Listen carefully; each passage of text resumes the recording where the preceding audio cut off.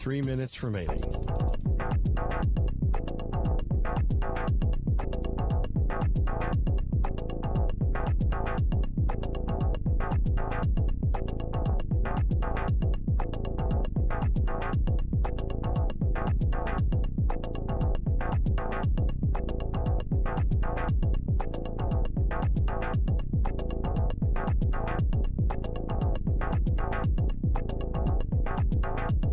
Two minutes, 30 seconds remaining.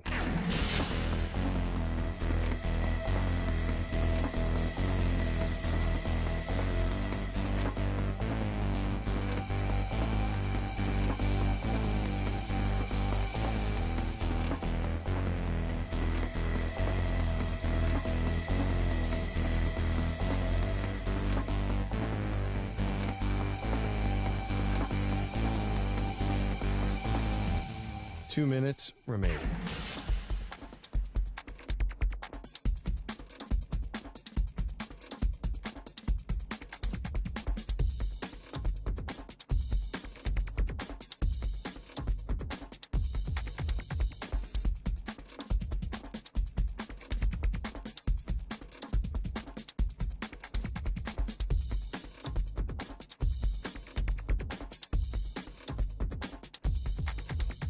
One minute, 30 seconds remaining.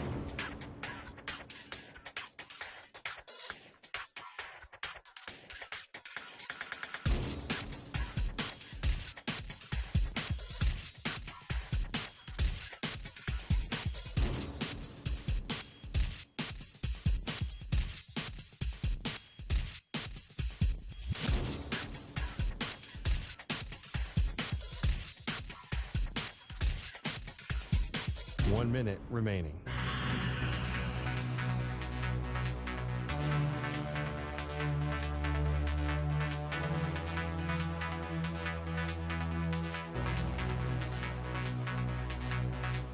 Forty-five seconds remaining.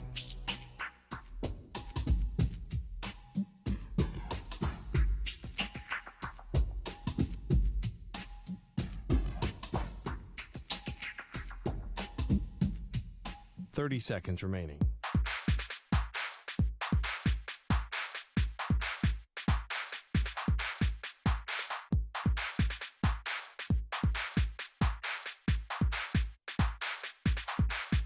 Fifteen seconds.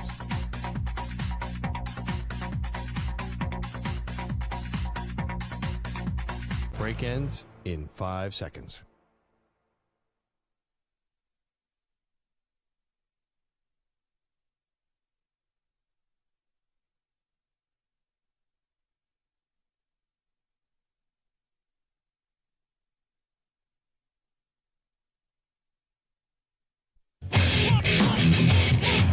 He's live. He's nationwide on CBS Sports Radio. This is the Zach Gelb Show.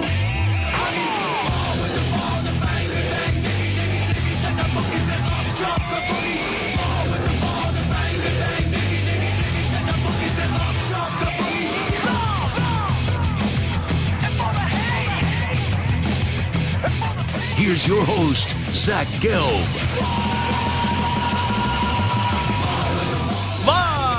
From the Play Show, yet not overly ostentatious studios of CBS Sports Radio here in beautiful New York City, sitting on top of the 10th floor of 345 Hudson Street. Welcome on in to a Wednesday edition of the Zach Gelb Show across all of our great local CBS Sports Radio affiliates, Sirius XM, Channel 158, the free Odyssey app, and of course streaming on YouTube. 855-212-4CBS is number to jump on in, 855-212-4227. You could always get at me on Instagram, where I'm straight flexing, or via the good old cesspool of Twitter, at Zach Gelb. That's ZACHGELB. Got Moist Mike and Stuart Kovacs here with me, rocking and rolling all the way up until 6 p.m. Eastern, 3 p.m. Pacific. Coming up 20 minutes from now, from the Longhorn Network, also Sirius XM college football analyst Fozzy Whittaker will join us as the final college football playoff rankings before the one that actually do matter came on out last night. So we'll react to all that and also preview Texas's Big 12 championship game up against Mike Gundy and Oklahoma State. And then in the final hour of the show at 5:20 p.m. Eastern, 2:20 p.m. Pacific, Mike the Situation from the famous Jersey Shore show. That's a tongue twister. Jersey Shore show. Will stop by and join us in studio. He actually has a book out, so we'll talk to him about overcoming addiction coming up later on in the show. So a whole lot to do today, but we got to start with, I guess you could say this is some pretty big news, and that is that Aaron Rodgers and the Jets have activated his return to play window of 21 days. So if you don't know how this works, Rodgers was put on IR. He was designated to be able to return. No one thought 79 days ago when he tears his Achilles that Aaron Rodgers had an opportunity to come on back for the JTS Jets this year. But now he is allowed to be on the practice field, and they have 21 days to determine if he's going to be elevated to the active roster, to the 53-man roster. That could happen at any time. It could happen today. It could happen tomorrow. It could happen 21 days from now. But if it does not happen 21 days from now, his season is officially over. So I'll give you the immediate reaction right out of the gate. This would be the dumbest thing I've ever seen in the history of the NFL if Aaron Rodgers steps back foot on an NFL field this year. It would make absolutely, positively zero sense. The Jets are 4-7. The reporting, if you go back to Ian Rappaport a few weeks ago, that he's targeting that Sunday, December 24th game against the Commanders to make his triumphant return. The Jets the next 3 weeks play Atlanta, they play Houston, and they play Miami. They should lose all three of those games. Even if they win one of those games, at that stage of the season, they would have 9 losses. The Jets right now are 4-7. Even if they take 2 out of 3 here, the Jets would be sitting at 6-8. You're telling me the Jets, who have been synonymous with dumb decision after dumb decision, when you have seen now Aaron Rodgers heal as quick as any human being known to man with this Achilles tear, you're telling me the Jets are going to risk putting him on the field for the final 3 games of the season behind a putrid offensive line and also with nothing to play for? Does anyone actually buy that? No, I know Aaron Rodgers loves to have his name in the news. I know Aaron Rodgers loves to be part of the conversation and be the biggest topic of the conversation. But there is a difference in trying to get back and then actually getting back. And I know Rodgers goes on McAfee yesterday, and he talks about how well he's feeling, and there's multiple factors that play into this decision, and one of them is the team has to have a shot. And say what you want about Aaron Rodgers, whether you love him, whether you hate him, whether you believe in some of the theories he puts out there or the craziness with the ayahuasca and the cave and the darkness retreat and all that, whatever you say, Aaron Rodgers, in some capacity, is a smart man. And Aaron Rodgers knows he doesn't have that much football left in him. But the Jets next year, assuming they improve their offensive line in this offseason, the Jets have a shot next year. I don't know if they'll win a Super Bowl, but the Jets next year should be a playoff team and should be a team that you're not going to want to face in the postseason. Because the Jets have a dominant defense. They have a wide receiver in Garrett Wilson, who I feel really bad for this year. Like we were talking about Garrett Wilson, who had an awesome first year coming out of Ohio State, playing for the Jets with no quarterback. He gets Aaron Rodgers. Aaron Rodgers said he reminds him a lot of another 17 he played with. That's Devontae Adams. People are talking about Garrett Wilson being a 15, 16, 17, 1,800-yard wide receiver, having a Pro Bowl season, an All-Pro season. And now he's in the same boat as last year, where we know he has the ability. We know he could put up the prodigious stats, but he can't reach his full potential when Zach Wilson or Tim Boyle, Pat Boyle, Tim Boyle, Pat Boyle, I think he hosts shows around here, or Trevor Siemian is the quarterback. You just can't succeed when you have incompetent quarterback play. You could have some good individual moments, but you won't reach your ceiling all the way up here without a really damn good quarterback. And you have one of the greatest quarterbacks of all time in your building who's only getting older. And could you imagine? It would be so Jet-like. And this would be horrible to see. Let me be clear. When I'm saying this, it doesn't mean I'm rooting for this to happen. But it would be very Jet-like, they put Rodgers on the field for the final 3 games of the season, which are absolutely meaningless.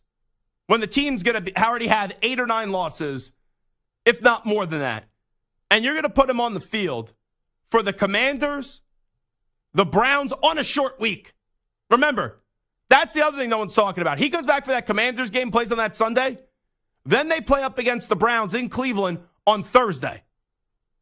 And then you wrap up the season with the Patriots on that Sunday, January 7th. You're going to put a quarterback who's up there in age, maybe only has a year or 2 left on the field with no offensive line and no hope to get to the playoffs. You know what's going to happen? You are asking, you are begging, you are imploring the sports gods to have Aaron Rodgers get injured again. That's what you're hoping for. Like, that's what you're asking for. And that's a real thing that you got to think about. And I usually don't sit here and say, let's be afraid, let's be extra careful, let's be extra cautious. If the Jets had a shot, if the Jets had a legitimate chance to go do something this year, and Rodgers says he's good to go and he's cleared, I wouldn't be saying a damn word. But when you are not ready, when your offensive line is trash, and you have no hope to go make the playoffs or go make a run in the playoffs, it would be one of the more pointless things I've ever, and I mean ever, have seen an NFL team do. And that would be the worst thing in the world if, God forbid, he goes in front of that garbage offensive line that's like a turnstile in Penn Station before COVID, and you put him on that field, and he suffers an elbow injury or a shoulder injury or an ACL injury after doing the quickest recovery from a torn Achilles ever. So I understand what Rodgers is doing today. He's proven a point. He's keeping his name in the news. He has somehow miraculously, even as inconceivable as it seems, has been able to get back with the team and activate this 21-day window. But I don't buy for a damn second that he's going to be playing in a game this year. And he does that, and he steps foot on the field. I know people are going to say, what a remarkable recovery. Oh, what an insane, speedy recovery. Good for Aaron. He didn't just listen to what the doctor said, and he found a way to fight through with the positive mentality, blah, blah, blah, blah, blah, and now he's playing in a game. He's not going to be 100%. And you're asking him to basically run for his life behind an offensive line that is horrible? Like, I know we all like to pile on Zach Wilson. Zach Wilson is a bad quarterback. When I went to that Jet-Chargers game, because a buddy of mine wanted to go to the game and he made me get him tickets and drag me there with him. When we went to that game, I walked away from that game, and I know how bad Zach Wilson is, right? That ship has already sailed. But you could walk away from that game and talk about like 3 other areas that were worse than Zach Wilson. How many times the receivers dropped the football? Another being that offensive line. And Zach Wilson was running for his life. Now, Zach Wilson's not a good quarterback. But nothing has changed on the offensive line from then until now that makes me feel comfortable with Aaron Rodgers for 3 games left in the season getting behind this offensive line. And don't give me this crap of, oh, he needs to build team chemistry. You have all offseason to build team chemistry. They have built some team chemistry this past offseason. And also, Aaron Rodgers is basically the de facto general manager. There's guys that are only on the Jets who shouldn't be on the Jets, that they're there because they know Aaron Rodgers. And maybe more will follow this year. You know the Jets are going to try everything in their power they already have to go land Devontae Adams. I guarantee you David Bakhtiari next year is probably playing at left tackle or on the offensive line somewhere for the New York Jets. But we should not see Aaron Rodgers in a Jets uniform on the field until 2024. Because all you're doing is asking for problems. You are playing with fire, and I just hope when you play with that fire in the final 3 weeks of the season, you don't get burnt. Because that would be such a level of incompetence and gross incompetence and such a level of frustration and just being idiotic to a level that we've never seen if, God forbid, he gets back on the field in a unnecessary, meaningless final 3 weeks and he suffers an injury. And I'm not even a Jet fan telling you this. Imagine being a Jet fan And I'm sure there'll be some Jet fans. I'll be like, yeah, Jets, Jet up. Oh, yeah, we're all fired up. Rodgers coming back. Reason to watch the team for the final 3 weeks of the season. You're that Jets fan? You're a sycophant. You're that Jets fan? You're an idiot. You're that Jet fan? You're a moron. You're that Jet fan? You're a dope. The smart Jet fan says, Aaron, we love you. Aaron, we appreciate you. We are really inspired by your miraculous, quick, speedy recovery. We are so fired up for you to be the quarterback of the Jets next year. But we got to do what's in the best interest of you. We got to make sure, because I think Douglas and Sal will be back, that the two of them beef up this offensive line this offseason. Get you another wide receiver. And we'll see you next year. You want to come back? We appreciate the effort. But what are you playing for? Come on, Aaron. You shouldn't step on that field. And down deep, even when you hear it a little bit this week on McAfee, I think Rodgers knows there is a fine line that he's playing. And I think he knows there's a difference in saying, I'm feeling good. Look at the way that I'm walking. Look at the way that I'm throwing the football before the game. I'm back with the team. I'm practicing with the team. I'm gearing myself up to play. But then there's a difference in saying, I am playing. I am on the active roster. I am getting on a football field where somewhere else could tackle me over the course of 60 minutes. And down deep, I would like to think, and I do think, that Aaron Rodgers knows that even though there may be like a little voice in his head, you have the devil and you have the angel. And the angel's saying, just wait until 2024. And then you got the devil saying, return, Aaron. We need you on the field. 2023, here we come. Let's go. Jet up. Jets, Jets. I would like to think that Aaron Rodgers goes, devil, be quiet. Devil, shut up. Devil, stop talking. Devil, you're an idiot. That's what I would like to think happened. Because I would be irate. Even though it would be crazy and I couldn't believe it. I would be irate if you see him on the field this year. Because it don't make any damn sense. And I think Rodgers realizes this, where you put yourself in the media, you get stroked a little bit, everyone sucks up to you, everyone says, oh, this is amazing, oh, this is wonderful, look what he did in this recovery. But we don't need to see the end result of the recovery until 2024. So should Aaron Rodgers play in a game for the Jets this season? That's the question. 855-212-4CBS, 855-212-4227. It's also the poll question, which you can find on my social media page on X or Twitter, whatever we call it these days, at Zach Gelb, ZACHGELB. We'll also get it up on CBS Sports Radio's Twitter page as well. Should Aaron Rodgers play in a game for the Jets this season? Early, super duper early returns. 23.4% say yes. 76.6% know what they're talking about, and they say no. We'll take a break. We'll come on back. Is Texas going to make the college football playoff? Former Longhorn, now part of the Longhorn Network, Fozzy Whittaker, will join us on the Zach Gelb Show next. You're in a 5-minute break.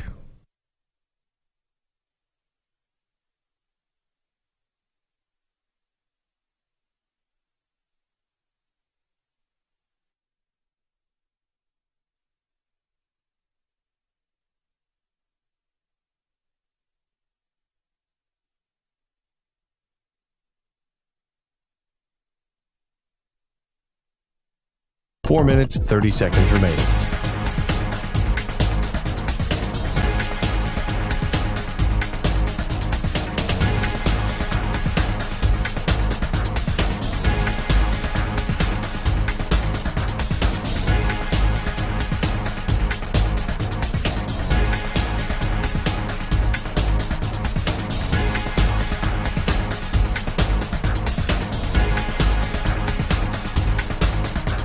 Four minutes remaining.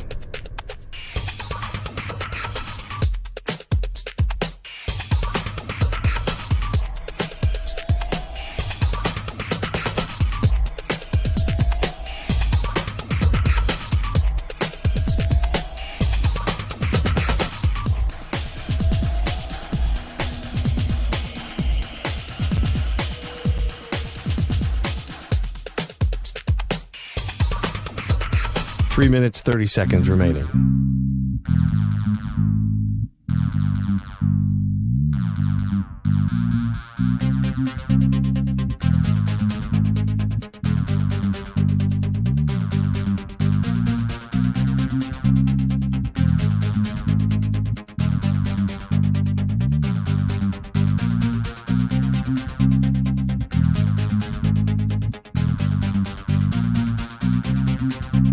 Three minutes remaining.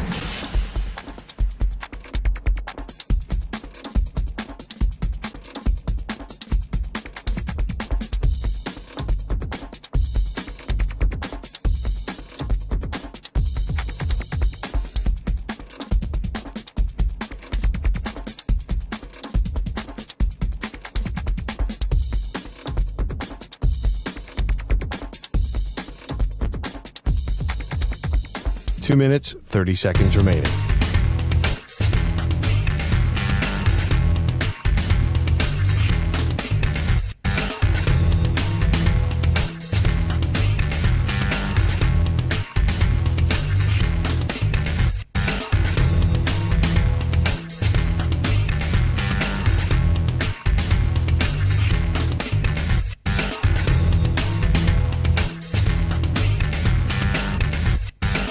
Two minutes remaining.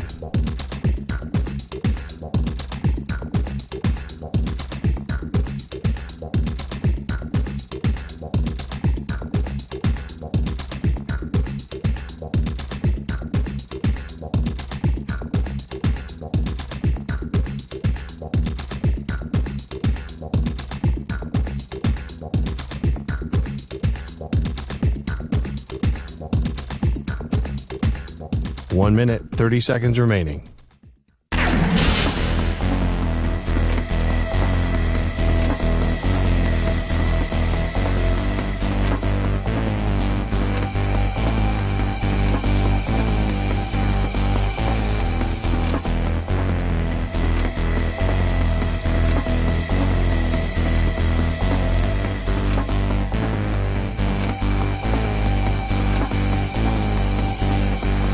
One minute remaining.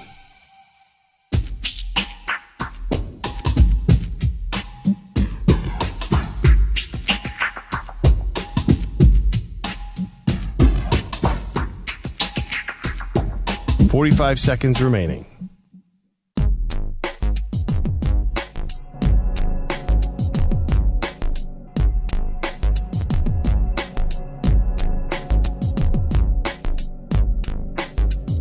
Thirty seconds remaining.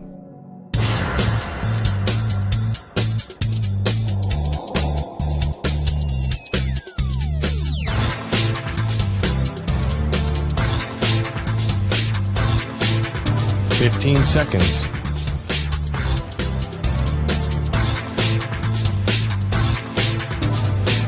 Break ends in 5 seconds.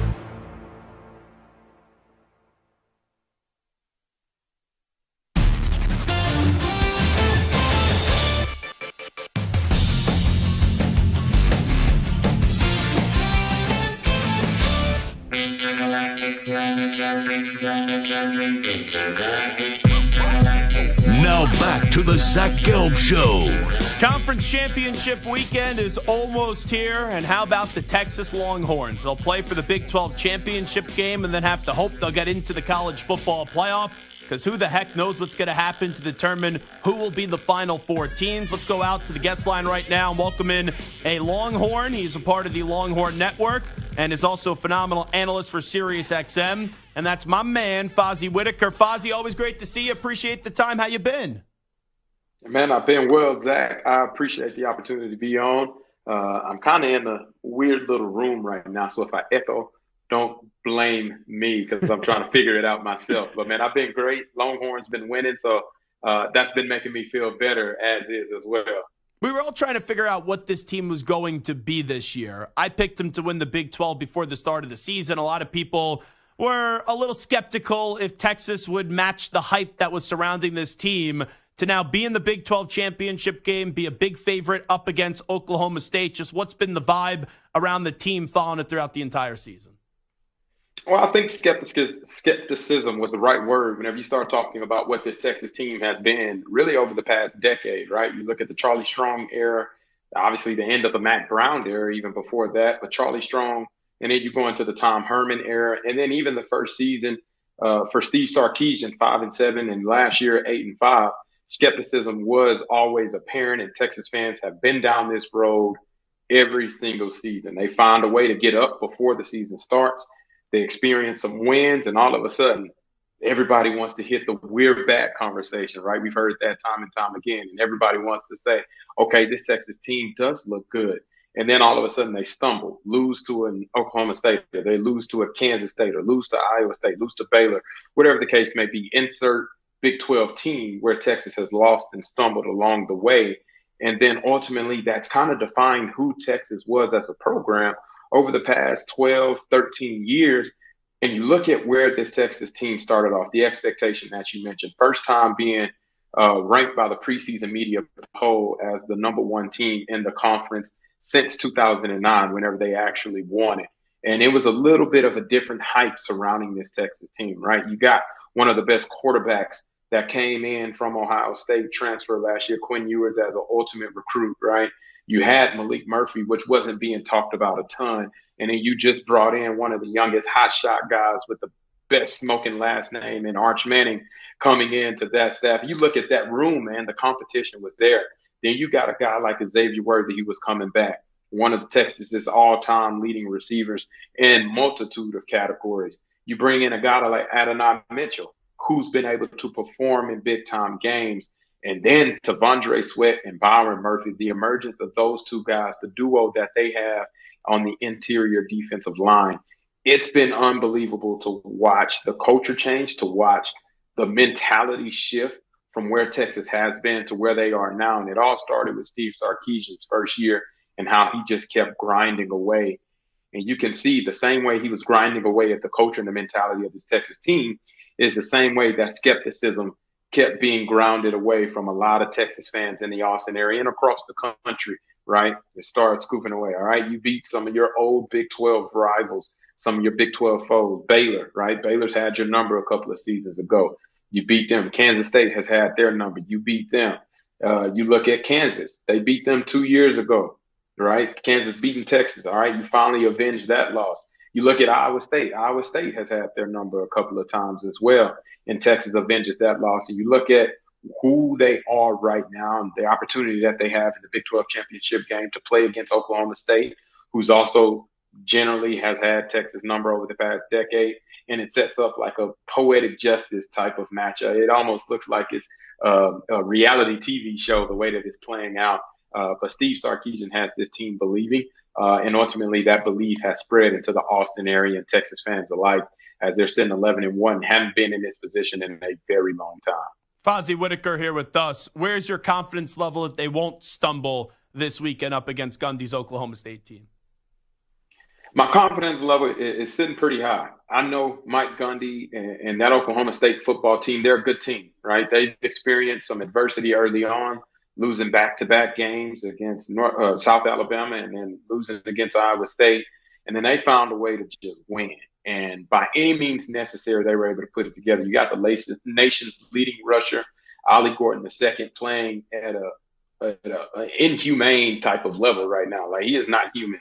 Dude's playing on a superhero type level. If you start talking about him and the things that he's doing this season, and you see some of the records that he's been able to be associated with, that name being Barry Sanders, then that means this guy is doing something in an immaculate way. So Mike Gundy, over the course of his tenure at Oklahoma State, knows how to win. He's been the best coach in the Big 12 over the past few seasons as far as what he's been able to navigate his team through. And he's going to throw the kitchen sink at this Texas team. It's a perfect example of Texas has everything to lose. And Mike Gundy, he's like, we don't have nothing to lose, right? And we might as well just throw out the kitchen sink. And Texas is the one that you feel like they should come in double-digit favorite in some of the Vegas betting odds. And then you look at Oklahoma State, they're like, oh, just don't pay attention to us. Poor little us. We only just won 9 games and found a way to get into the championship game when nobody counted on us. And ultimately, it's going to be a dogfight in my mind. But my confidence is high.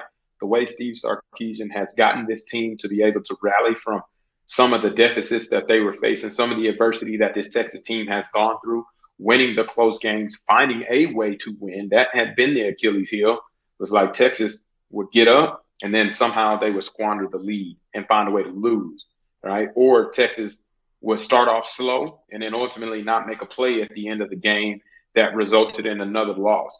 And we've seen that over the past decade, but Steve Sarkisian has found a way to get this team to win, and they're 3-1 in one-score possession games this season, and that's the difference maker, right? You found a way to close out games by any means necessary, whether you lose a lead, whether you pull it out late, whether you just blow them out by 50 points like we saw last Friday. This Texas team has found a way to win in a multitude and a variety of ways, and I think ultimately that brings my confidence level high as they are preparing for another opportunity to kind of showcase their last-ditch effort of leaving the Big 12 and hopefully riding out on a high note with the Big 12 championship. Fozzy, Whittaker, what would you say? They win on Saturday. They're a one-loss Big 12 champ. Only loss was to a close margin by Oklahoma. And then come Sunday, they're not one of the 4 teams remaining in the college football playoff. What would you say to that? The first thing I would say was don't lose, right? Ultimately, you're in control of your own fate. You're in control of your own destiny.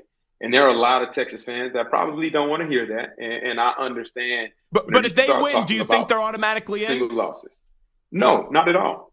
Not at all. You look at the other Power 5 conferences and the champions of those. If the ones that are currently in position stay undefeated, then you already got your top 4, right? Yeah. Florida State, you're looking at Michigan, you're looking at Georgia, and you're looking at Washington. Those are the undefeateds right now. If they stay undefeated, then you don't have a leg to stand on from the standpoint of you had your chance, you lost, and you weren't able to come out on top, and you'll be one or the second best one-loss team that is sitting there on the outside looking in.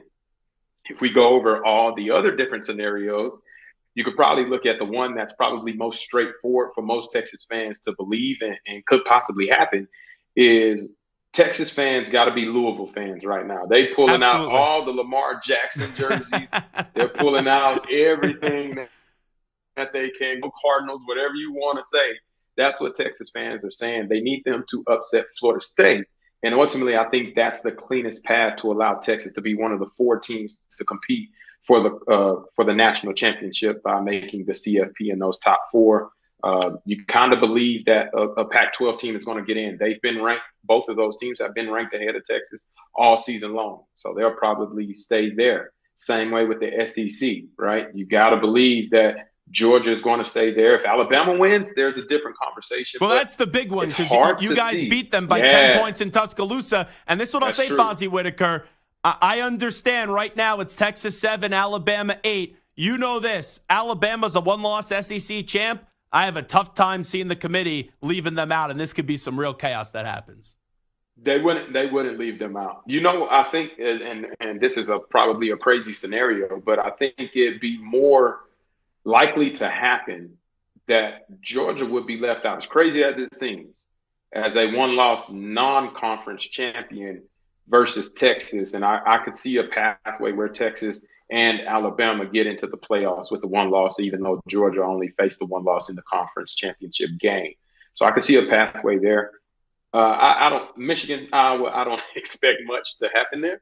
Yeah. But you never know. That's why the games are played, right? You never know. But I fully, probably 99.9% expect Michigan to win that game. Yeah, so, Michigan may have the same amount of points as punts that Iowa has. I would think the numbers would be comparable. I wouldn't be surprised. But, yeah, it's a lot of different scenarios. Ultimately, Texas needs to win. Let everything else unfold itself. You can't worry about anything but what you can control and what you can handle. And that's probably the same message that Steve Sarkisian is telling his group of guys, especially the leaders, guys like Jordan Whittington, Quinn Ewers, T'Vondre Sweat, Byron Murphy, guys that get their last chance to play in a Big 12 game. That's the message, right? Handle what you can control. Let everything else sort itself out. And ultimately go put your best foot forward, and that's all you can do.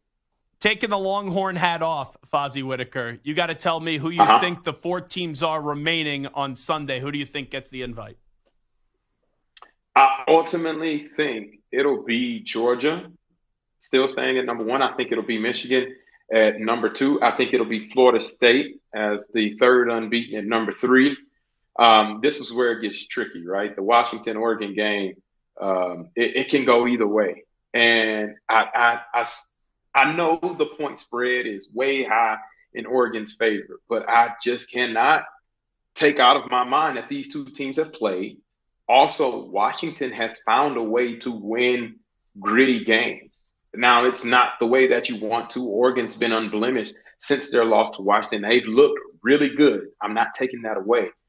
I side with people knowing how to get a win in a multitude of ways, and Washington has been able to do that. And so ultimately, I think on Friday night, they prevail. Michael Penix Jr. puts on one of his best performances, and I think it's the 4 undefeated teams playing in the CFP. That's probably what the Book Oregon and the CFP committee want to hear to make their jobs easier, not have to turn it into a calculus program trying to figure out which one-loss team deserves to be in there, which one-loss team is going to be in there or is the best, right? That's the conversation in and of itself, most deserving versus best team. But for me, man, I see it playing out as the undefeateds are right now. I think it stays that way, and those top 4 teams will make it to the CFP. I got to ask you one question for next year with Texas. It looks like, I know nothing's official yet. There was a report a few weeks ago, and then it was refuted that Quinn Ewers is going to come back. If Quinn Ewers comes back, what happens with Arch Manning next year?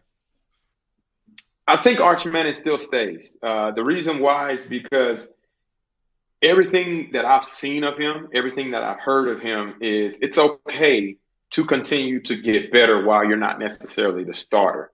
I think the bigger conversational topic goes around Malik Murphy. That's a guy that I don't think stays around because Texas fan base got a little taste of Arch, right? They got a glimpse. And it was because Malik Murphy got hurt and inadvertently got rolled up on the sideline against Texas Tech last Friday. He's not available to play. You see the insertion of Arch Manning, and he made some plays. It wasn't like this, oh, he's about to win the Heisman type of plays, but you could see the potential and the ability that he possesses, and he has that wow factor about himself, not to mention he's a little more athletic than his uncles as far as running the ball as well. So that adds to a bit of that wow factor that he possesses. But I don't ultimately think it changes anything if Quinn Ewers comes back. I think the belief that, you know, Mr. Manning, Cooper Manning, Arch Manning, Archie, man, all of the Manning family household have in the decision-making that allowed Arch to get to the University of Texas was in what Steve Sarkisian was building and how well Steve Sarkisian has been able to develop quarterbacks over their tenure at a school, not necessarily because it's just one season, but over the course of 2, 3, 4 seasons at that university. And I think that's ultimately the bigger picture of where Arch Manning wants to be with this Texas program, especially going into the SEC, a perfect opportunity to continue to develop. And we know, like every quarterback in every Power 5 conference, there have been injuries. Football is a arduous sport. I mean, we look at Jordan Travis a couple of weeks ago, right? Yeah, and terrible. Hopefully a speedy recovery for him, but injuries happen. Quinn Ewers, this is the second year straight he hasn't been able to finish the entire season without missing time. So if there's any opportunity to be able to realize your potential on the field during a season, you're one play away as the backup quarterback. So I think that's why Arch Manning stays. I think the faith and the belief that he has in Steve Sarkisian will remain true. And he'll still be a part of this Texas football team next season. I don't know if I can say the same about Malik Murphy, though. Last thing I'll ask you, I got to just factor in one NFL question here. One of our great fans, Brian, is a big Panthers fan. He remembers you from your days with the Carolina Panthers. How much you've been following what's going on with your pro football team as David Tepper just keeps on firing coaches left and right and has absolutely zero patience. Unfortunately, I'm trying to cross that out of my mind because that's not the Carolina Panther program that I was a part of. That's not the franchise that I was able to help build and reach the Super Bowl with. And ultimately, man, it's just been agony. And obviously, he can attest to it being a Panther fan. He's seen the ups, and Carolina is going through the lows right now. It's unfortunate. You hire a phenomenal staff that you think on paper should work out. You think they would have more success than 1-10 at this moment in the football season. And David Tepper says, not happening. He gets rid of them mid-season, first year. Deuce Staley is out as well as the associate head coach and running back coach. And it's just unfortunate. You can't build stability by not creating a stable environment. And I think that's where we look at how the organization has fared since the firing of Ron Rivera. And ultimately, I think that decision probably has backfired a little on David Tepper as he's trying to find the right mixture of group of guys to help lead this organization. The timing couldn't be even more worse. What they gave up to be able to draft Bryce Young, what C.J. Stroud is doing right now probably motivated Mr. Tepper to make the decision that he did in the middle of the season to fire his staff in the manner that he did. But ultimately, it's some growing pains that they're going to have to fight through. They're going to have to find some consistency and continuity in order to get back to the level of degree that we got to see them whenever I played there, right? You got to find that franchise piece. And it's going to be a rebuilding phase for the next couple of seasons, most likely. And ultimately, whenever you get the right group of guys in, you can feel the difference. It's the same way with Texas football right now, right? It's been a carousel of coaches. You had seen the culture not where it needed to be. And then ultimately, you got the right guy in, Steve Sarkisian. It took now year number 3 for Sark to be able to experience that. You see a similar type of progression happen in the NFL where the guys got to be married to the coaches got to be married to the guys, and that relationship has to flow hand in hand. And ultimately, David Tepper hasn't been able to find that consistent relationship between coach and players. He's going to need that if he wants this program and franchise to be successful. Fozzy Whittaker, always great conversations whenever we get you on. Thanks so much. Have a great weekend. Enjoy the football. I appreciate it, man. Enjoy the football as well. It is going to be a weekend to remember. So much is on the line. I'm excited for it this weekend. No doubt about it. And Hook'em, of course, will be supporting the Texas Longhorns this weekend for our pal Fozzy Whittaker. That, of course, Fozzy Whittaker does a great job. Longhorn Network, also Sirius XM analyst as well. It is the Zach Gelb Show, coast to coast on CBS Sports Radio. Let's take a break. We'll come on back. When we do return, we have must-listen-to audio that you got to hear from Tyreek Hill. You don't want to miss that. Update time first. Here he is, the Act Man, Rich Ackerman. CBS Sports Radio. Sports Flag. And it's sponsored by Progressive Insurance. Insurance for motorcycles, boats, and RVs. For protection on the road and on the water. See how much you could save at 1-800-PROGRESSIVE and Progressive.com. Aaron Rodgers is another step closer to returning from his torn Achilles when the Jets open the 21-day practice window. He was on the field today, off to the side, throwing to teammates. The soon-to-be 40-year-old trying to make it back quicker than anyone who has ever had the injury. While there is a school of thought that says Rodgers shouldn't rush back, head coach Robert Saleh applauds the effort. He's old school in the sense that he is driven. Is there motivation to be the first to ever do it? Sure, that's okay. That's his why. That's why it's better than a lot of it's a mentality that I think young guys should be able to grasp to. Well, he has been cleared to do some things. He has not yet been fully cleared to play football. The Texans are fighting for a playoff spot, but they've hit some adversity as they enter December with offensive lineman Titus Howard set to undergo season-ending knee surgery. Deshaun Jackson officially announcing his retirement after 15 seasons in the NFL and is going out as an Eagle and will be an honorary captain for Sunday's game against the 49ers. I'm Rich Ackerman. Jim Rome here. Thursday in the Jungle. Ravens safety Marcus Williams and Magic head coach Jamal Mosley. Plus, what's your beef? Thursday, 12 noon Eastern, 9 Pacific. CBS Sports Radio.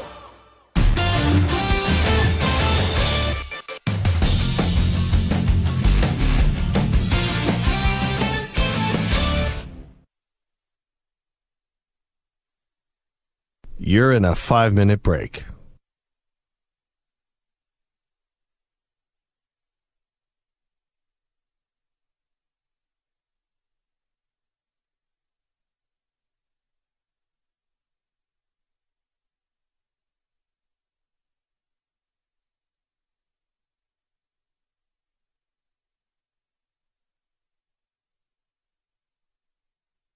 Four minutes, 30 seconds remaining.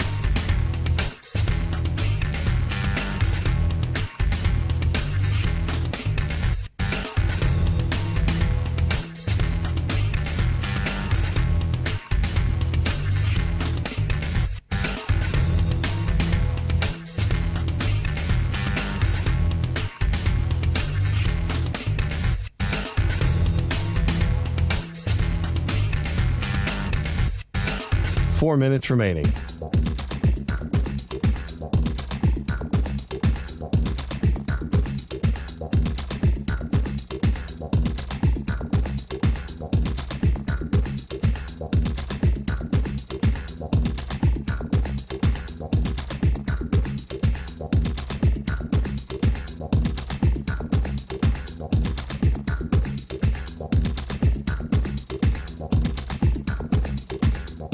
Three minutes, 30 seconds remaining.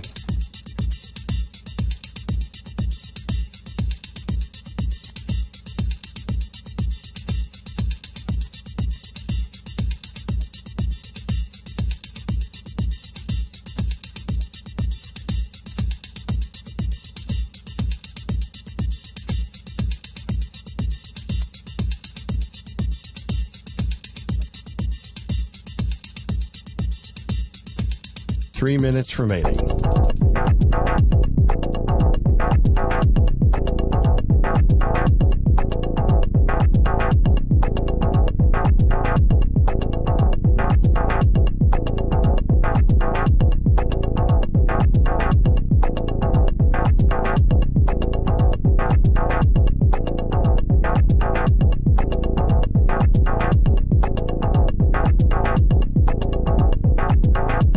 Two minutes, 30 seconds remaining.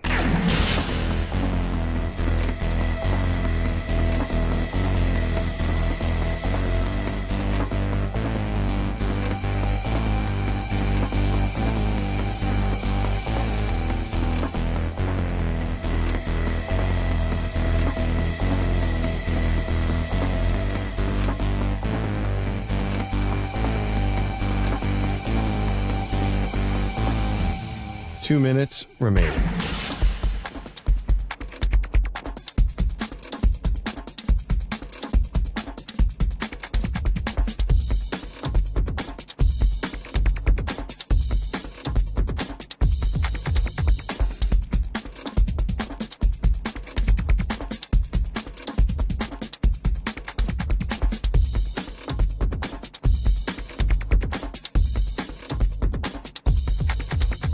One minute, 30 seconds remaining.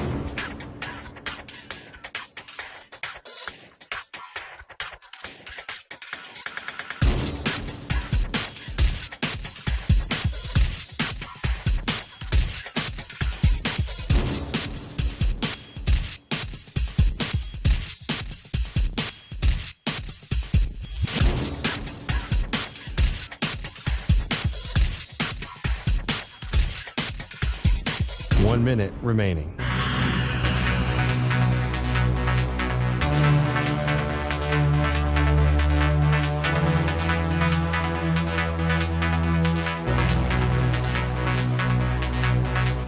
Forty-five seconds remaining.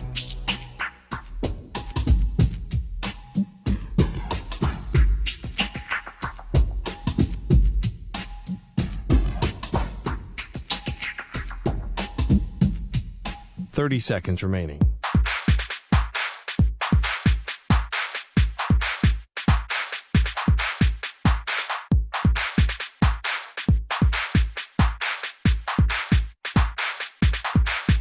Fifteen seconds.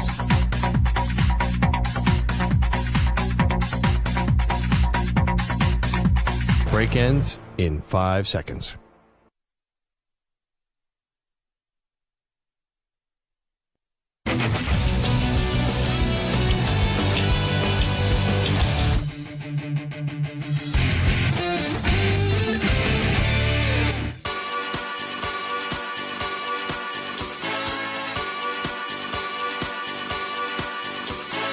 You're listening to the Zach Gelb Show.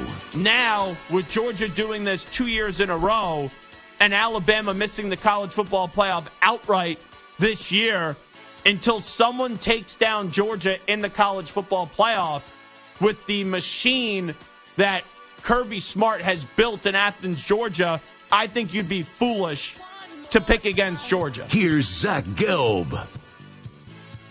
All righty, it is the Zach Gelb Show, coast to coast on CBS Sports Radio. I got to play you this audio from Tyreek Hill.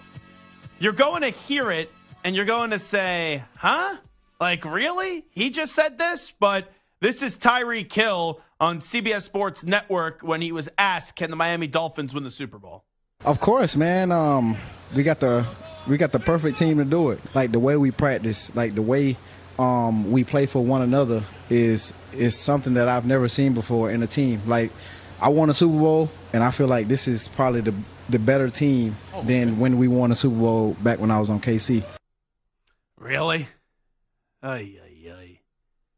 Tyreek Hill is addicted to just trying to hype up the Dolphins, and in some way, in hyping up the Dolphins, trying to take shots at his old employer.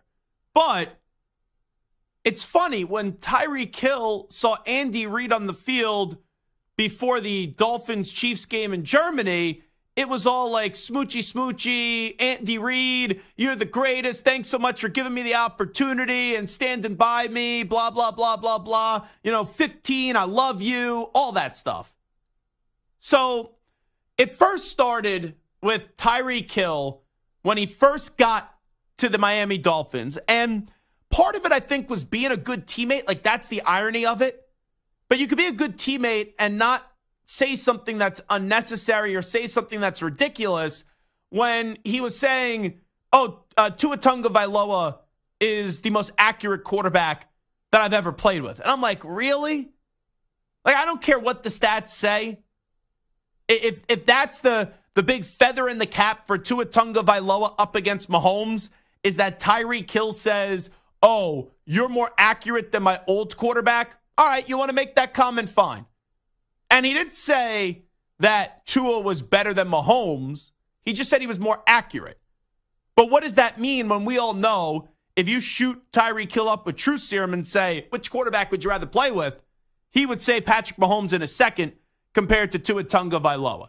And I get what the Dolphins were, in a calculated way, trying to do that offseason or 2 offseasons ago, because Brian Flores, as good of a head coach as he appeared to be in Miami, and as good of a job that he did, or he's doing right now with the Minnesota Vikings as the defensive coordinator, the one egregious error he made was not embracing and going all in with the cards that he was dealt and the hand that he was dealt with Tua Tagovailoa as his quarterback. And Mike McDaniel gets there right away, goes to Tua Tagovailoa's charity event. You have Tyreek Hill saying he's more accurate than Mahomes. But with all of that, we could take it with the massive grain of salt. And Tua has shown, when healthy, he's a good quarterback. I don't think he's an MVP quarterback. I don't think he's a great quarterback. I don't think he's an all-time great quarterback. But when he is healthy, he has the ability to be a top 10 quarterback in the league. Now, I will just say to Tyreek Hill, you think this team is better than the Kansas City team. He didn't just say offense. Like, you tell me just the offense, it's a different conversation. He said the team is better. So you're telling me that team is better. Who has Miami beat this year? And I'm not saying Miami's bad. Heck, I was on an island this year telling people the Miami Dolphins were going to win the AFC East this year. That was my pick before the start of the season. But Miami, in their 3 biggest games of the year, got smacked by an above-average Buffalo team this year. They lost to the Philadelphia Eagles. And, by the way, that Kansas City Chiefs team didn't score a point in the second half, and they still beat you by a touchdown, where Tua Tagovailoa, with the game on the line, trying to go tie up the game or get a touchdown and maybe go for 2 and win the game, on back-to-back plays, he lost the game, where he significantly, not just underthrew, significantly underthrew Cedric Wilson Jr., who was wide open for an easy touchdown.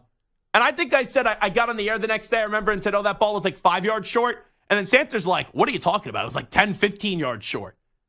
I thought that maybe this was like Jerry's World in Germany, where they had a big Jumbotron, and somehow, some way, Tua hit the Jumbotron, and then the ball just fell down. But then the next play, he tried to redeem himself, and Tua dropped the snap, fumbled the ball, and they lost the game on that 4th down. So Tyreek Hill is in his current situation. He's in his current environment. And I think, right, we've all changed jobs. We've all gone to new places. Sometimes they're actually better. Sometimes they're not. And the Miami Dolphins are in a really good spot. But Tyreek is just going out of his way. Where, Stu, play the audio again, just one more time. Play this with Tyreek one more time before I make my next point. Go ahead. Of course, man. We got the perfect team to do it. Like the way we practice, like the way we play for one another is something that I've never seen before in a team. Like I won a Super Bowl, and I feel like this is probably the better team than when we won a Super Bowl back when I was on KC. All he needed to say when he was asked a simple question of, do you think this team could win a Super Bowl, was about the first 6 seconds of that answer. Yeah, I do. I know what it takes to win a Super Bowl. We have a heck of a team, and I look forward to showing that the rest of the season. But he can't help himself. And the crazy part here is usually I just thought this was Tyreek Hill trying to get a lot of pop and buzz for his podcast. It wasn't even on his podcast. You know, he says this on his podcast. I could just say, oh, I can do what everyone else does when they don't like one of my opinions. He's just doing this for clicks. He's just doing this for attention. He's just doing this for views and downloads and all that garbage that people send to me. At least I could have said that. This one's CBS Sports Network. Like, hey, we appreciate it at CBS Sports. We love that Tyreek Hill said these things. But I don't think anyone actually believes the Dolphins will win the Super Bowl this year. Because the way I look at it right now, Eagles and 49ers, two best teams in the NFC. I think one of those teams will win the Super Bowl. And then in the AFC, even though Kansas City is vulnerable in offense, still trust them more than the Dolphins in a big game, and they already beat them. And I also trust the Ravens, assuming Lamar Jackson is able to stay healthy. So he could say those things. He's in a new job. He's trying to talk positively about his team and inspire, the teammates of the confidence, especially after losing Jalen Phillips, which is such a big-time blow to the Dolphins. Because if they wanted to make the Super Bowl, they needed him to be playing at an elite high level. And unfortunately, had the Achilles injury over the weekend, or that was on Black Friday, and now his season is over. So, Tyreek, you could say that this team's better than Kansas City at the end of the year. I would be shocked, really shocked. And I thought very highly of the Dolphins heading into this season. I still think they're a good team. My jaw would hit the floor, though. You're standing at the podium, and you're holding another shiny Lombardi trophy. And you don't do that, then there's no way you could actually say this Dolphins team is better than the Kansas City team that you won a Super Bowl with. The Kansas City team, by the way, then every game they played and they went down by double digits and then find a way to come back. And that shows the sign of a ridiculously great team when they cannot even play their best brand of football and still find a way to get to the finish line and be the final team standing on top of the mountain. We'll take a break. We'll come on back when we return. So we'll take 5 Wednesday. Give you my top 5 teams in the NFL and college football.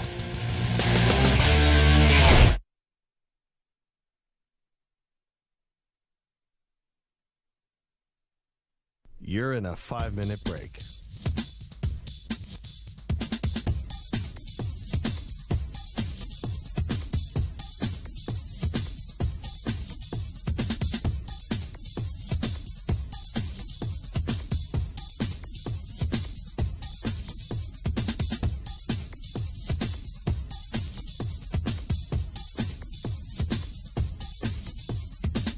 Four minutes, 30 seconds remaining.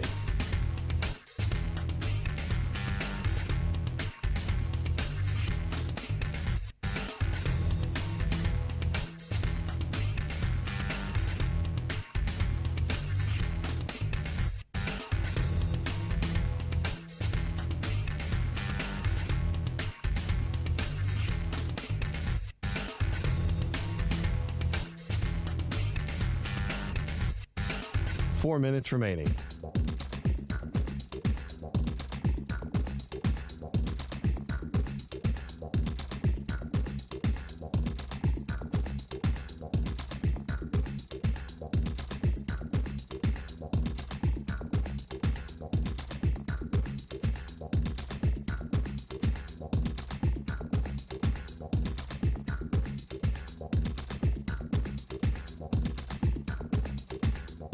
Three minutes, 30 seconds remaining.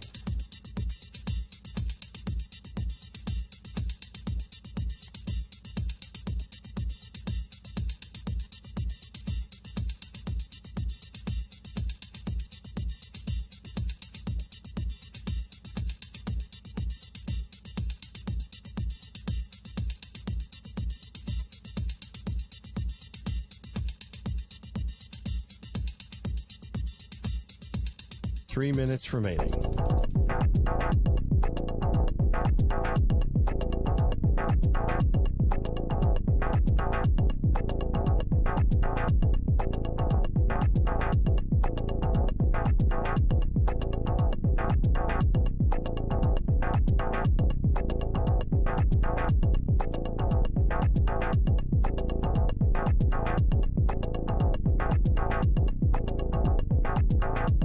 Two minutes, 30 seconds remaining.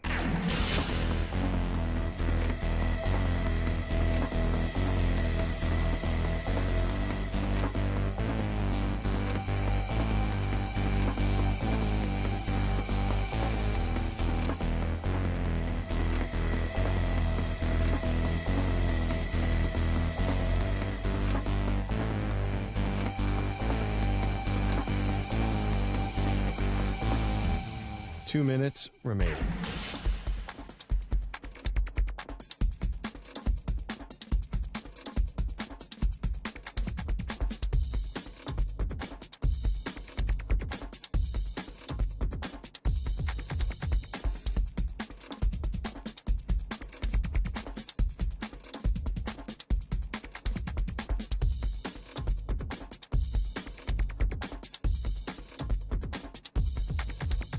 One minute, 30 seconds remaining.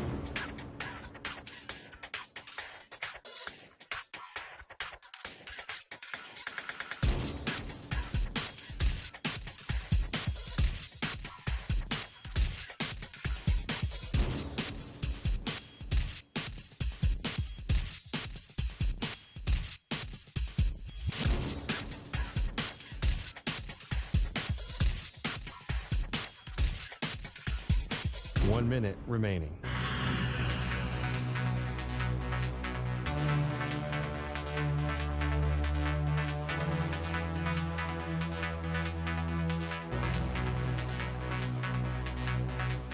Forty-five seconds remaining.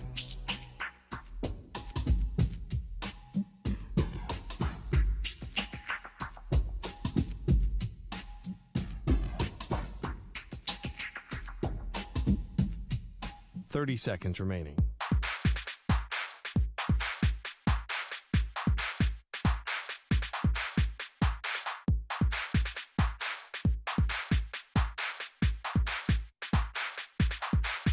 Fifteen seconds.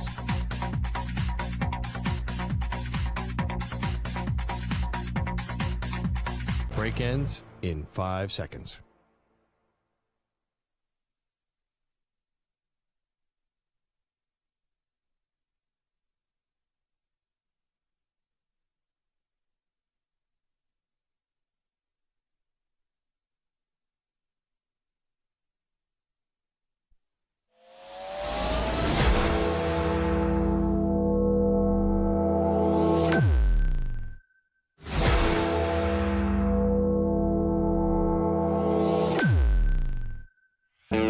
He's live. He's nationwide on CBS Sports Radio. This is the Zach Gelb Show. Yo, away we go. Hour number 2 of our radio program. That's right. It is the Zach Gelb Show on CBS Sports Radio. Joining us an hour 20 from now, Mike the Situation from the Jersey Shore will join us in studio. Looking forward to talking about his book, Reality Check, on how he overcame addiction. So we'll chat it up. As Jersey Shore is actually one of my favorite TV shows of all time. I think some people are surprised when I say that. Sopranos is number 1 for me. I'm a big Entourage fan as well. I love 24 with Jack Bauer. And Curb Your Enthusiasm is amazing. But I'm also a sucker for dumb, mindless television. And I watched the Jersey Shore as a kid, continue to watch it now with Jersey Shore Family Vacation, as that's the new version of the show when you get a little bit older. And the other show that I love, and this is actually like my guilty pleasure show, where this is the show if someone says, what's one show that you watch that you're probably afraid to admit? And the only reason I started to watch it because one of our colleagues 2 years ago was on the show for a season, and that is Tiki Barber. Tiki Barber and his wife Tracy were on The Real Housewives of New Jersey. So to be a good company guy and to know about all the good scuttlebutt going around the office, and when you're at the water cooler, people are talking about Tiki Barber on Real Housewives of New Jersey, I started watching the show. And I thought the show was so entertaining just with these gals from Jersey, these housewives from Jersey just yelling and fighting and going at one another. And I'm more team Melissa Gorga than Teresa Giudice. I think Melissa's in the right and Teresa's just wrong, and she's like a vile, nasty human being. But even when Tiki and his wife were no longer on the show, I don't know if they didn't get invited back or they just didn't want to do it anymore. And probably Tiki was like, yeah, I'm good dealing with all these crazy people. I still have watched the show, and I'm in this awkward waiting period because of Teresa and Melissa going at it, and they won't film together, or I don't know when the next episode and the next season of Real Housewives of New Jersey will pop up. So, Stu, I'm sure you have like a guilty pleasure kind of watching show, a show that you watch that we would not expect Stuart Kovacs to watch. What's that show for you? Bachelor and Bachelorette. I like both of them. Very much so, yes. Did you watch that show before you had a girlfriend? No. She got me into it, and I am not only do I sit there and watch, I am into it. There's also a show that every girl loves now. It's called Big Brother, and I think it's been around for years. It's been this competition type of show, but I was at a friend's 30th birthday party, and everyone's girlfriend was talking about this show, Big Brother. And I thought Big Brother, the times I have watched it recently has been a pretty good show and a fun competition show. But there's not as much drama and as stupidity as there is on Jersey Shore and also the Real Housewives of New Jersey. So that's right. And The Bachelor. Yeah, The Bachelor too. Wasn't there something with The Bachelor, The Bachelorette a few years ago where there was some big controversy that the person that won didn't really love the person or something like that? That might have been before I started watching. A little bit before your time. A season before. There was also a show called Love Island. And Love Island, I watched. This gal that I was seeing at the time was really big into Love Island. So I started watching the show. And it was this guy, Grant. His last name was Crap. And I forget what the girl's name was. But they were like this item, this couple. And then it came out that when they won, the guy Grant had a girlfriend back at home. So it's one of those things like they fell in love. You love this couple. You wanted to see them succeed. And most of these couples do not succeed. And they end like a few weeks after the show or a few months after the show. And I was so invested in this show.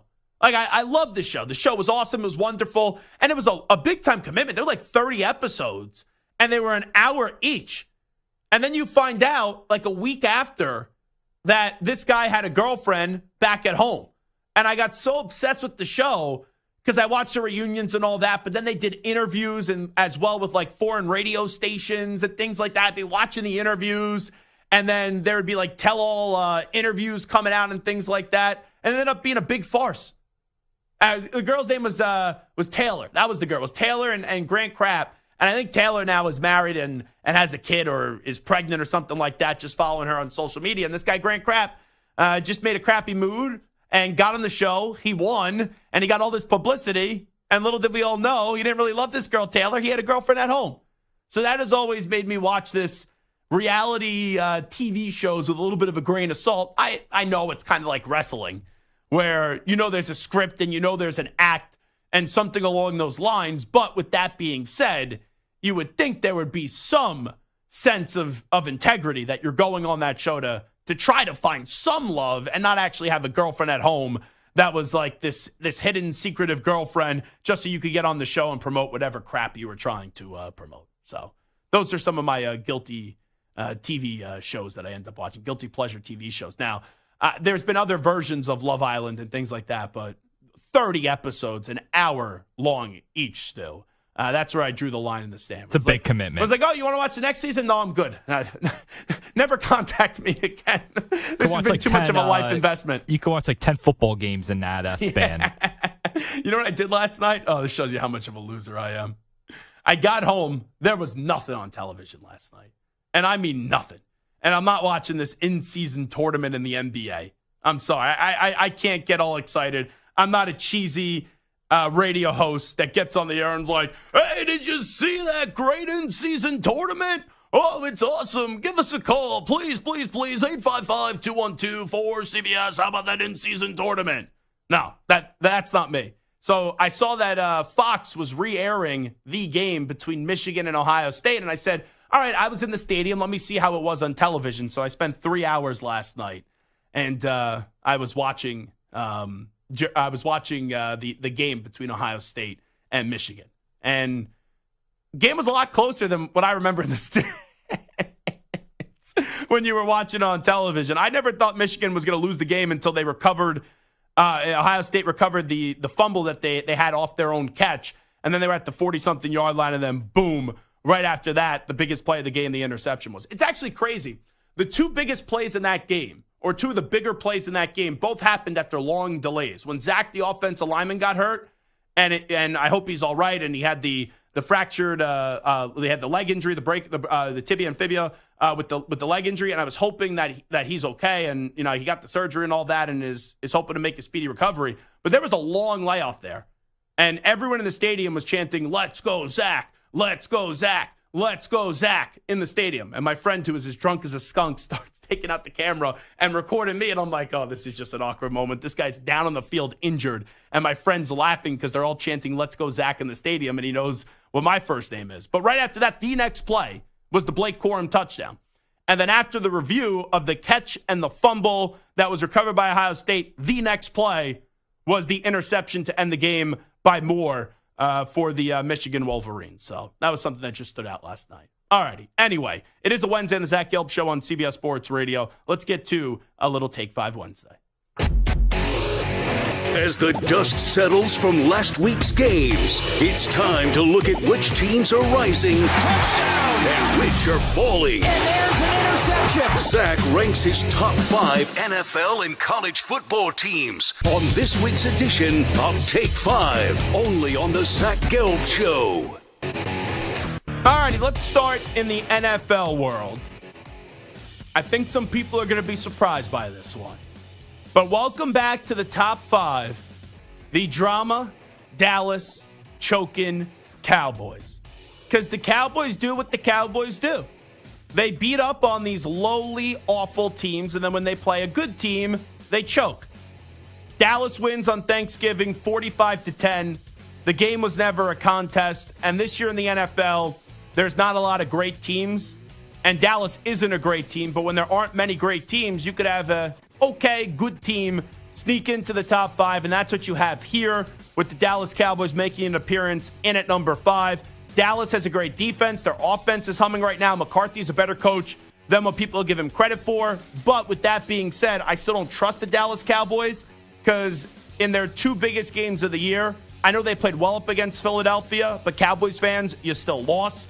And then you got smacked around by the San Francisco 49ers 42-10. Your wins this year, the Giants twice, the Jets, you did lose to the Cardinals. You beat the Chargers, you beat the Rams, you beat the Panthers, and you beat the Commanders. So they still have not defeated an above 500 team. That's a problem.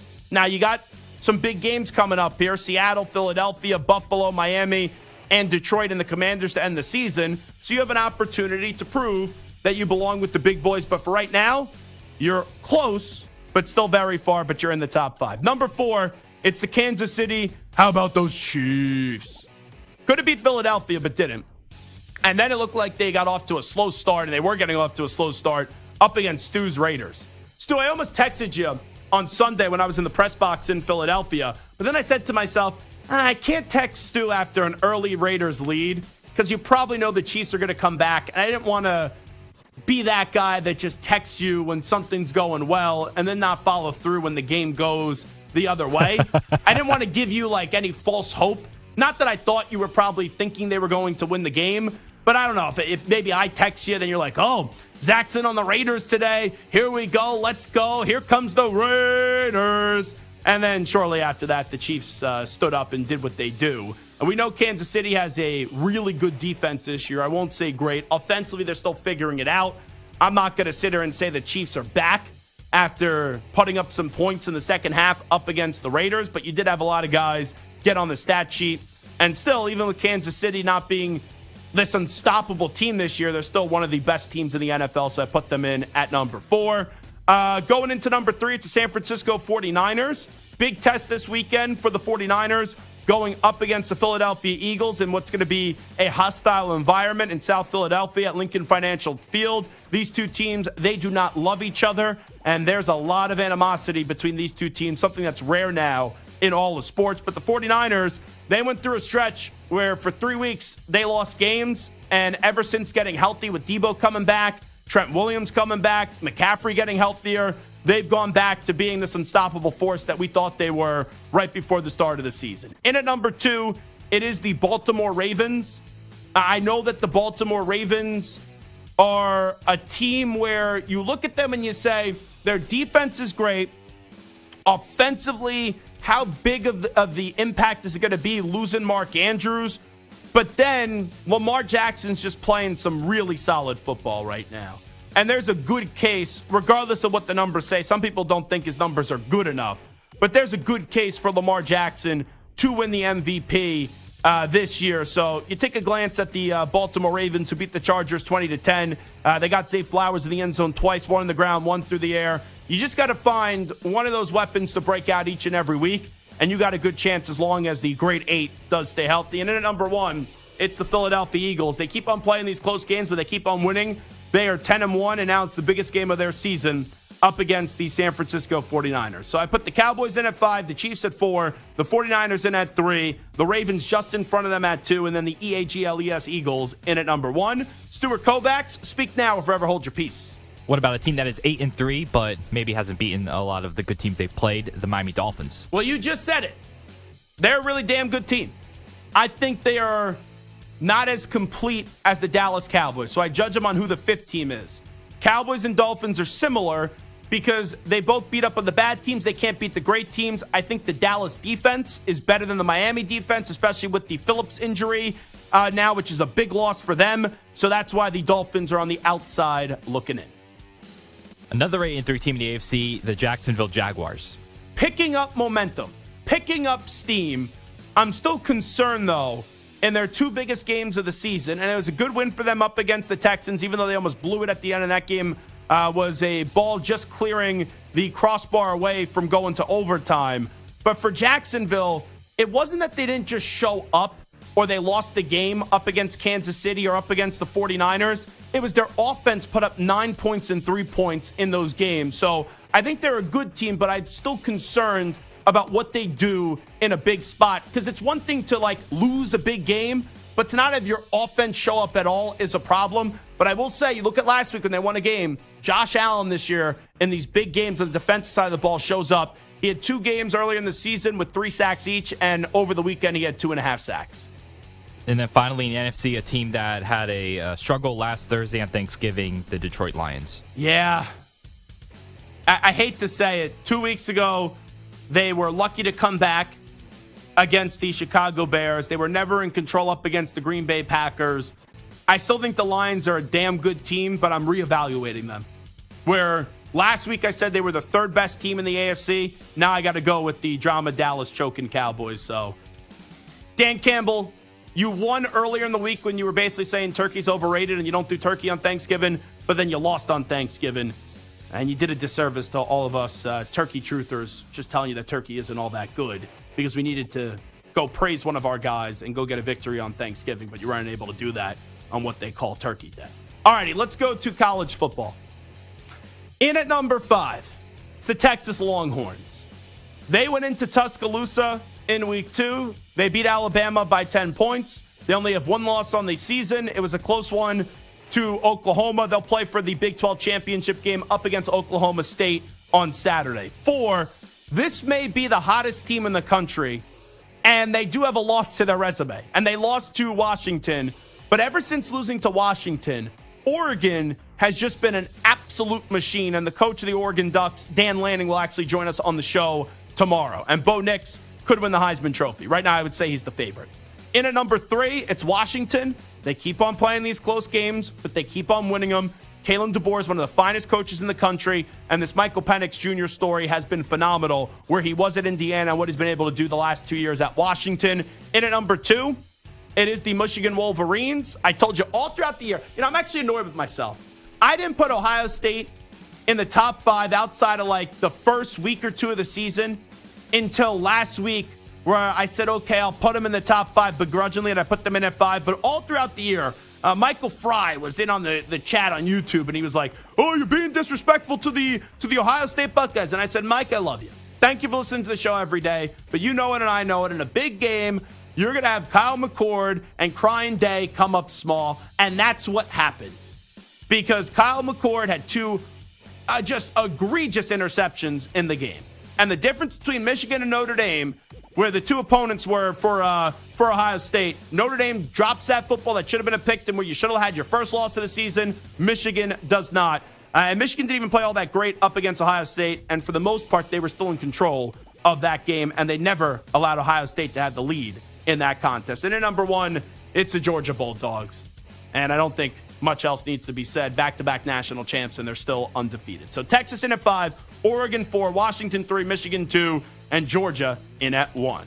Stuart Kovacs, speak now, forever hold your peace. All right, the team that has a chance to win the SEC title game, Alabama. I thought about it, and Alabama's been on the rise the last few weeks. And they just pulled it out up against Auburn. They had an incredible comeback in that third quarter up against Tennessee. Milroe has been significantly improved as a quarterback, and that defense is lethal. But I can't have them jump Texas when Texas beat them back in week 2. The committee may, and they may do that on Sunday. So far, they haven't. But I can't have Bama jump Texas until they beat Georgia, and we'll see if that will transpire on Saturday afternoon. All right, the team that was on the other hand of the big game, Ohio State.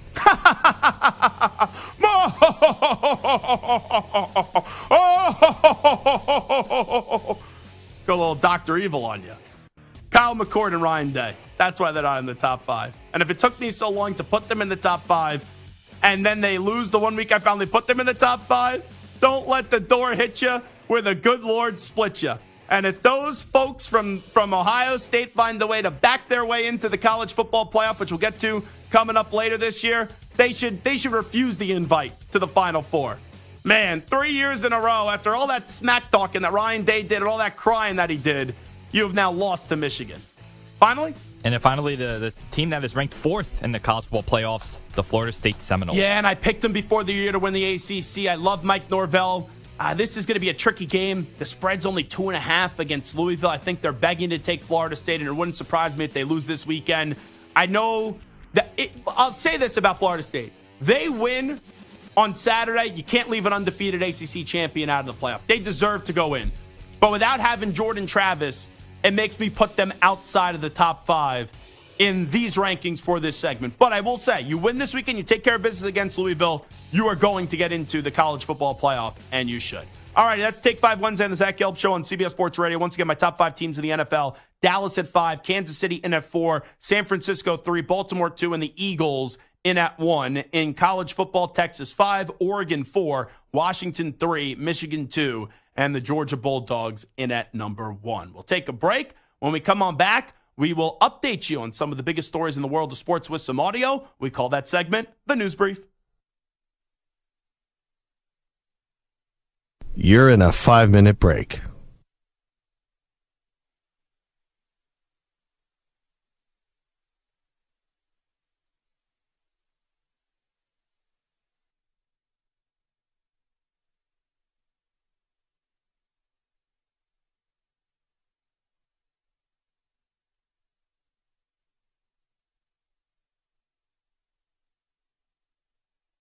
Four minutes, 30 seconds remaining.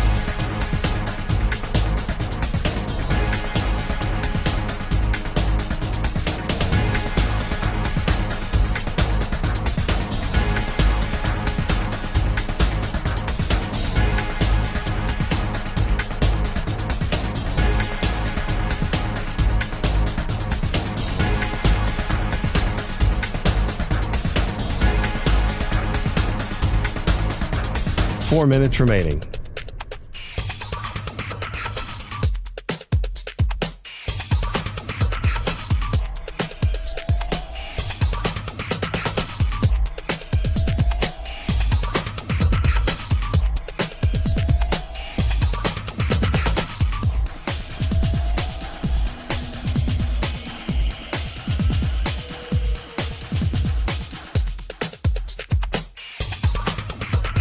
Three minutes, 30 seconds remaining.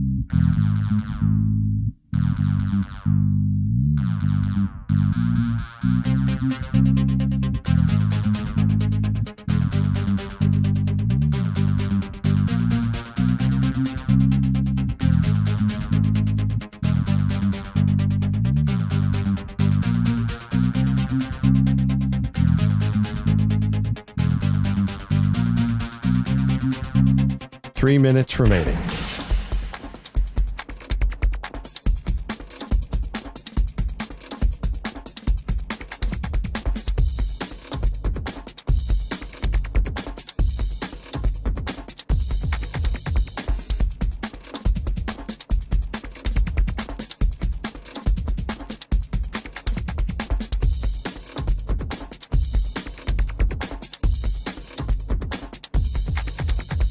Two minutes, 30 seconds remaining.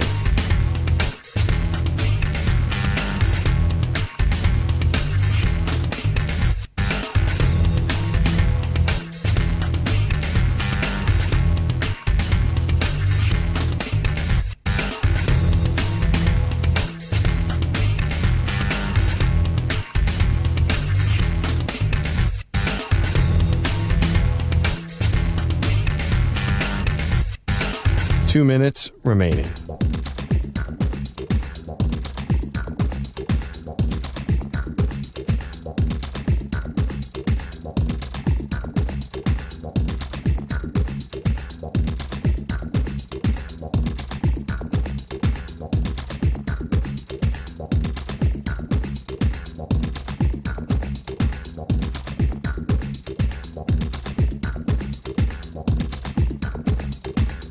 One minute, 30 seconds remaining.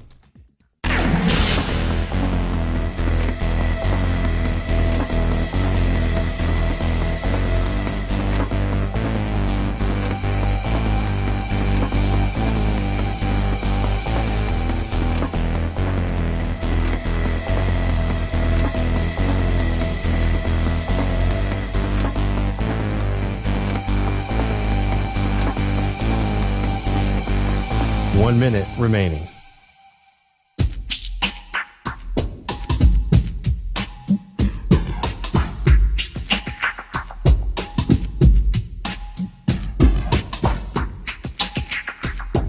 $45 seconds remaining.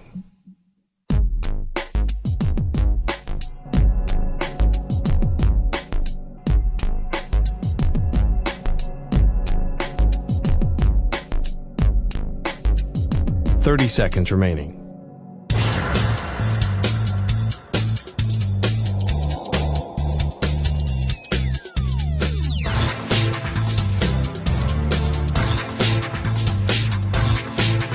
$15 seconds.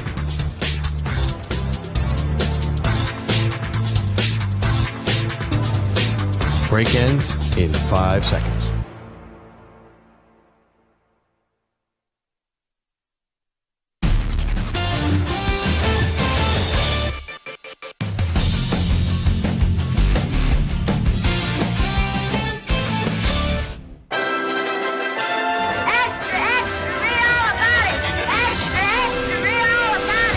For your daily news brief, we get you caught up on the rumors, reports, and reconnaissance from the day in sports.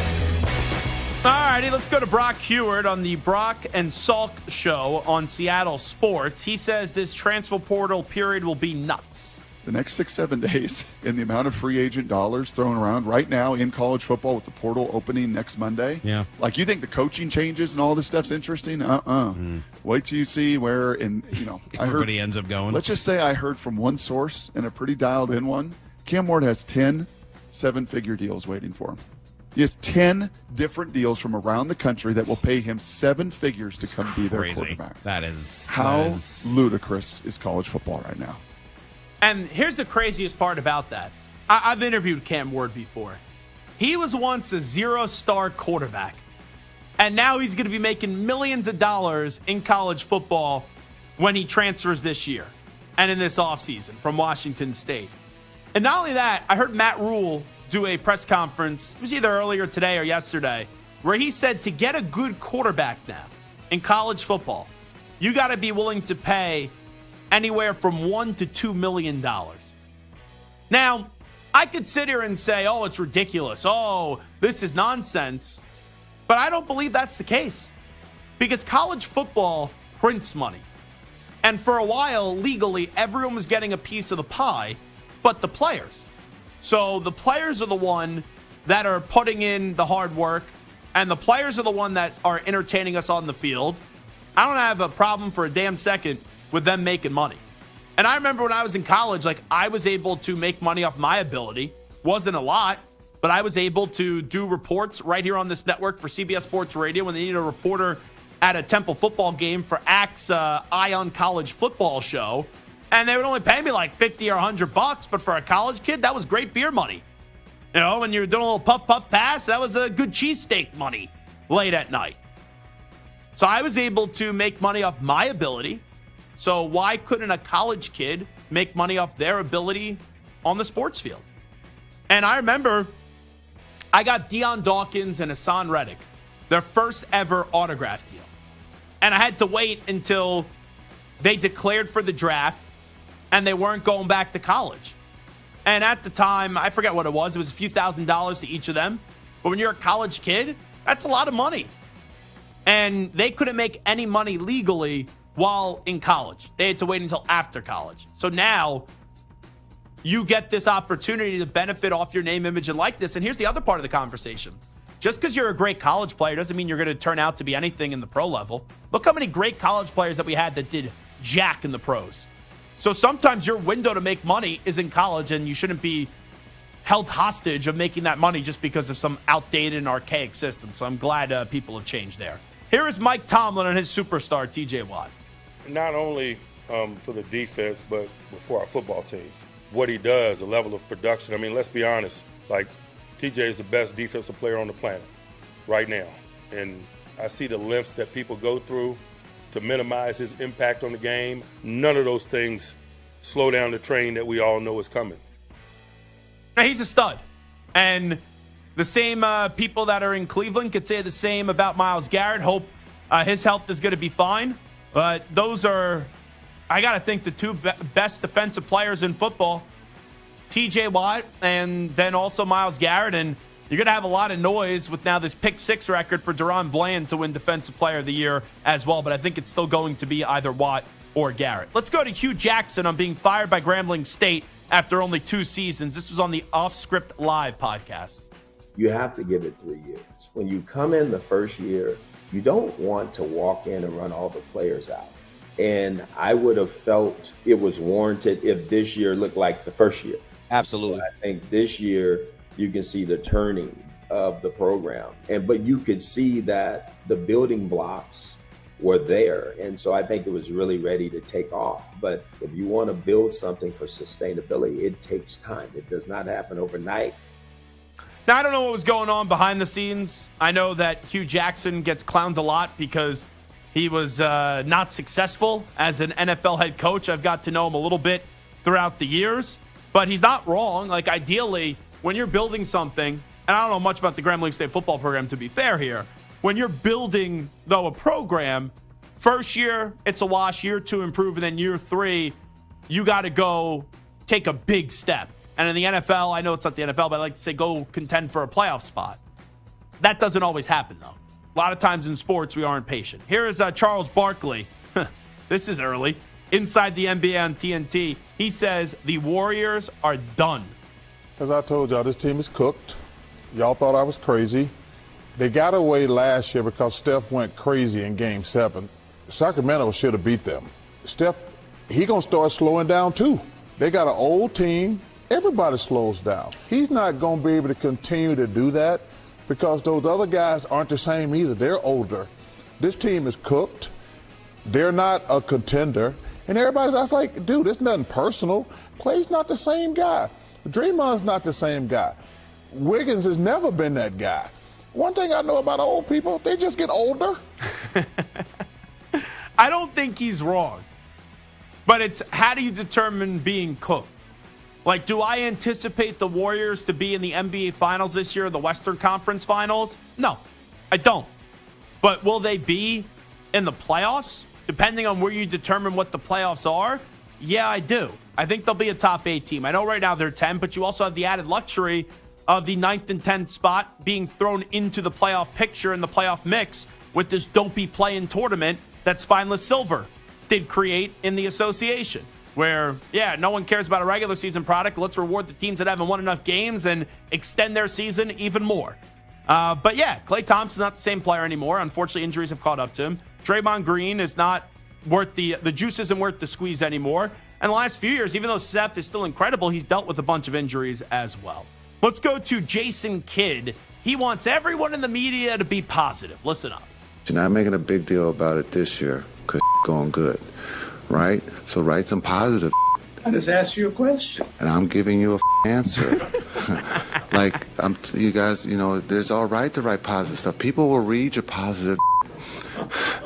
You don't always have to be negative, right? Like, it's just the world's already negative enough, right? So let's see some positive stuff. Making it a lot easier to do that this year.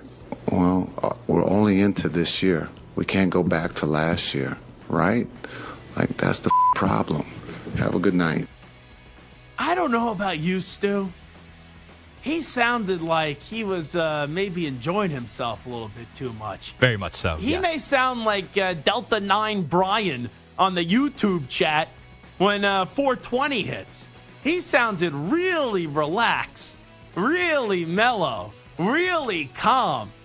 This guy Cody in California used to call me on the weekend overnights when I did the weekend overnights many years ago. And he would always call me. I'd be like, Cody in California, what's happening? And he'd be like, Zach, I'm chilling like a villain.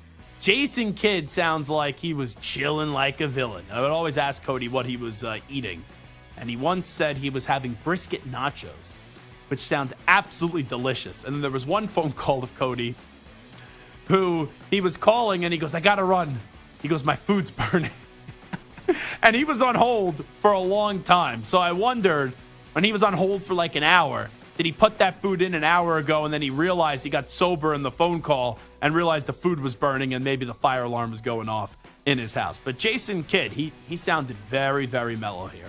Let's go to Jay Will on ESPN last night for the Alabama game. Jay Will rips Alabama basketball fans, courtesy of ESPN. What's the point of playing at home if it's not going to have a home court advantage? Yeah. Like, this doesn't feel like a home court advantage at all for Alabama. The place is not packed. The fans don't seem to be engaged. It seems to be more like a tennis match. And by the way, Clemson has been taking the air out of the building. Also, Angel in the YouTube chat, he got very annoyed with me yesterday when I was talking about college basketball. And how I said, even though I love college basketball, most college basketball fans don't actually start to talk and care about college basketball until February. Or even early March when the tournament starts or when conference championship starts. And Angel's like, what are you talking about? You don't know what you're talking about. All these stadiums around the country in college basketball are sold out each and every night. Really? Did you just hear Jay Will there? He wasn't happy. There was barely any fans in the building. All righty, let's go to former NFL MVP Cam Newton. He was on his podcast, the 4th and 1 podcast. And this is what he had to say about who he believes should be the next head coach of the Panthers. Knowing what I do know, he's hoping that he can land Bill Belichick. That right there will be a win-win-win-win for David Tepper. The thing that I know would be the enticing lure to it is because Tepper will give him everything that he would need. And also that will allow Belichick to say, you know what? Things didn't work out of the way. Yeah. Now I can show you I can do it somewhere else. Whew. David Tepper and Bill Belichick. We played a clip yesterday of David Tepper saying everyone can make the decision in the room and can voice their opinion, but ultimately what I say goes. Where he was talking about how he somehow said all 5 of the people in the decision-making process were unanimous about Bryce Young. But ultimately said all 5 of those guys could have said C.J. Stroud, but I have the ability to get the final say and get the word and make the decision, and he could find a way to usurp those other 5 people, even if it's the majority. Belichick, who is controlling and deserves to be controlling with what he's won in this league, wants to manage everything. I would think Bill Belichick would get fed up with David Tepper in about 2.5 seconds. And that would not be a long-lasting marriage. And also, Belichick needs to go somewhere where there's established talent. Belichick's not getting any younger. Belichick's not going somewhere on the Hugh Jackson plan that he was talking about earlier in this segment where you want 3 years. Belichick's got to go win now. Guy's 71, 72 years old. Like, go to the Bills. Well, he won't go to the Bills. But go to the Chargers, right? Go somewhere with some talent that's established. Can't go to a place like Carolina where they have nothing outside of a quarterback that, yeah, I still think can be good, but you have nothing around him. That would be stupid if Belichick winds up in Carolina. It wouldn't be a fit. All right, that's a news brief. It is the Zach Gelb Show on CBS Sports Radio. When we come on back, we got to talk about Caleb Williams. Caleb Williams says it's a game-time decision as to if he will declare for the NFL draft. Does anyone actually believe him? We'll discuss on the other side. Update time first. Here's the Ackman, Rich Ackerman. CBS Sports Radio. Sports Flash. Aaron Rodgers turns 40 later this week and is now trying to set records. The 21-day practice window is open for him to come off injured reserve, and he was on the field today with the Jets throwing to receivers 11 weeks after undergoing surgery for a torn Achilles. Head coach Robert Saleh said it's still part of his progressions, but recognized this comeback has been special, and he understands the reasons behind it. He's old school in the sense that he is driven. Is there motivation to be the first to ever do it? Sure, that's okay. That's his why. That's why it's better than a lot of, it's a mentality that I think young guys should be able to grasp to. The Texans' feel-good story has taken a slight turn with tackle Titus Howard done for the year after suffering a knee injury Sunday that will require surgery. With Dorian Thompson-Robinson in concussion protocol, former Super Bowl MVP Joe Flacco has reportedly been taking snaps with the first team at practice for the Browns. Veteran wide receiver Deshaun Jackson is retiring as an Eagle and will be an honorary captain for Sunday's game against the 49ers. In the NBA tonight, the Detroit Pistons, who have lost 14 straight, will try to halt that slide against the Lakers. I'm Rich Ackerman. CBS Sports Radio is everywhere, Perloff, at home, in your car, and, of course, on your phone and tablet. Maggie, you can find us on your local affiliate, Sirius XM Channel 158, or the free Odyssey app. CBS Sports Radio.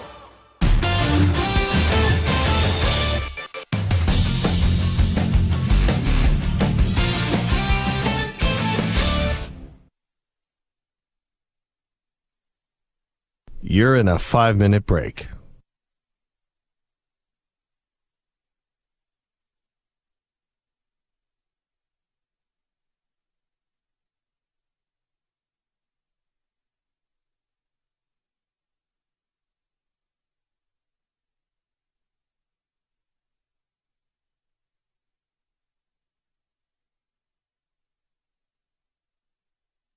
Four minutes, 30 seconds remaining.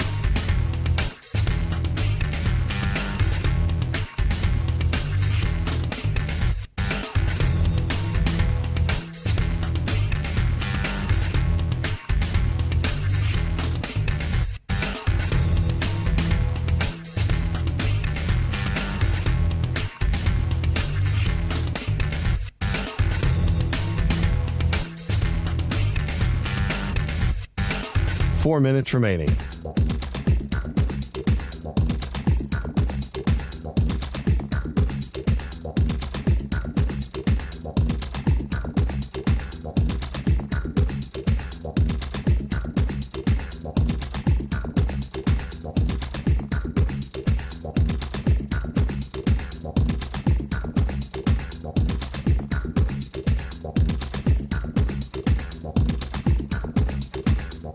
Three minutes, 30 seconds remaining.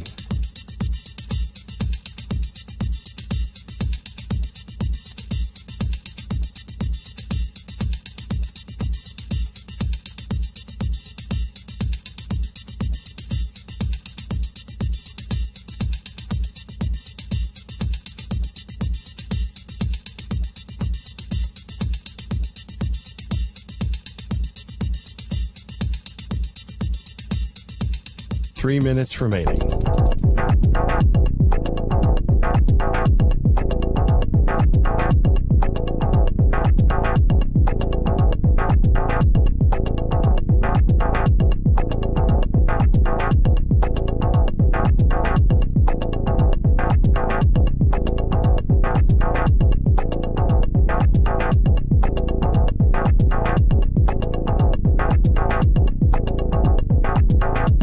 Two minutes, 30 seconds remaining.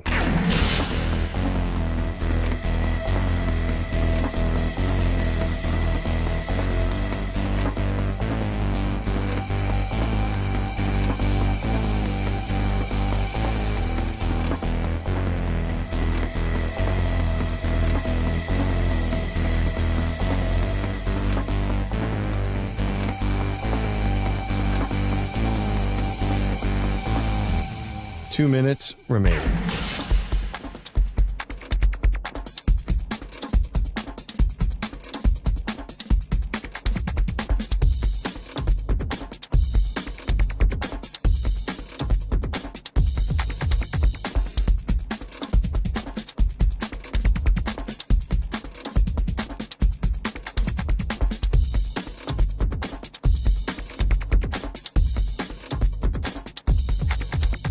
One minute, 30 seconds remaining.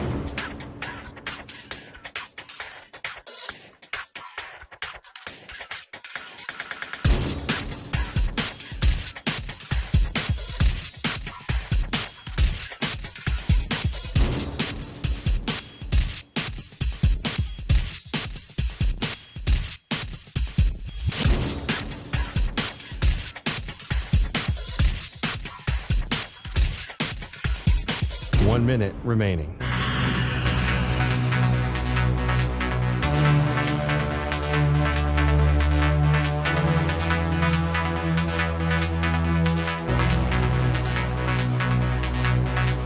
Forty-five seconds remaining.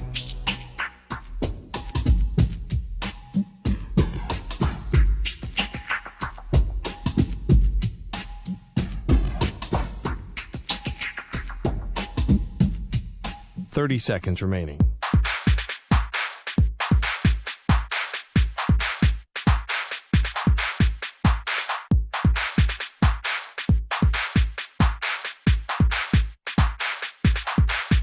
Fifteen seconds.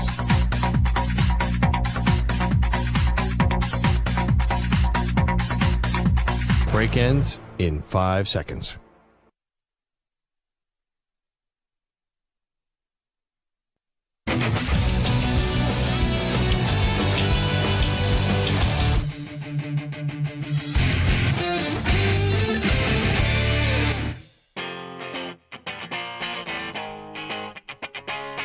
He's live. He's nationwide on CBS Sports Radio. Lincoln Riley is an overrated coach. That doesn't mean he's horrible. That doesn't mean he's a miserable head football coach. He's a very, very, very good head football coach. But in big moments, he doesn't show up. And to not get to a college football playoff with Caleb Williams is embarrassing. Either USC or LSU are the two most disappointing teams in college football. We're not even in November yet, and both of those teams won't sniff the CFP. This is the Zach Gelb Show. Here's your host, Zach Gelb. All righty, we're paying attention to the transfer portal. Just real quickly, I was reading this during the break. Riley Leonard, the Duke quarterback, who had a good season. He is getting targeted by Notre Dame. Imagine that for Marcus Freeman. Last year, you got Sam Hartman, who had a tremendous career at Wake Forest. And now you could go get Riley Leonard as well, who's playing some good football for Duke. Duke loses their coach, Mike Elko, who is now the head coach of one of the biggest cults in college football and one of the more cringeworthy fan bases in college football in Texas A&M. I also did see that KJ Jefferson is entering the transfer portal. He'll be a hot commodity. He's done a good job at Arkansas with Pittman as his coach. Tyler Van Dyke, the Miami quarterback, in the transfer portal as well. We talked about Cam Ward earlier, the report that he has like 10 offers already of $1 to $2 million.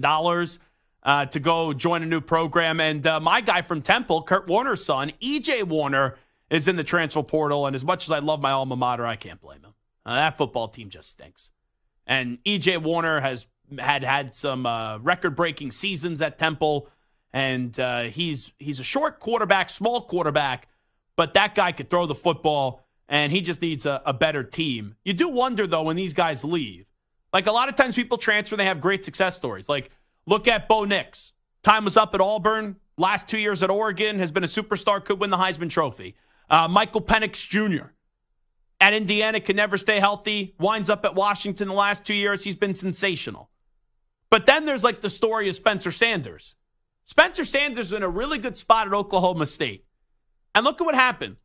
Oklahoma State loses Spencer Sanders to the transfer portal. And Oklahoma State's playing for a Big 12 championship still this weekend. Spencer Sanders, anyone heard about him this season? He was the backup.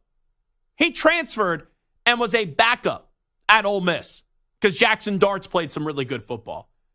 And it's one of those things where you always have a reason why you want to transfer. Some of it's money-based. Some of it is maybe you don't like the coach.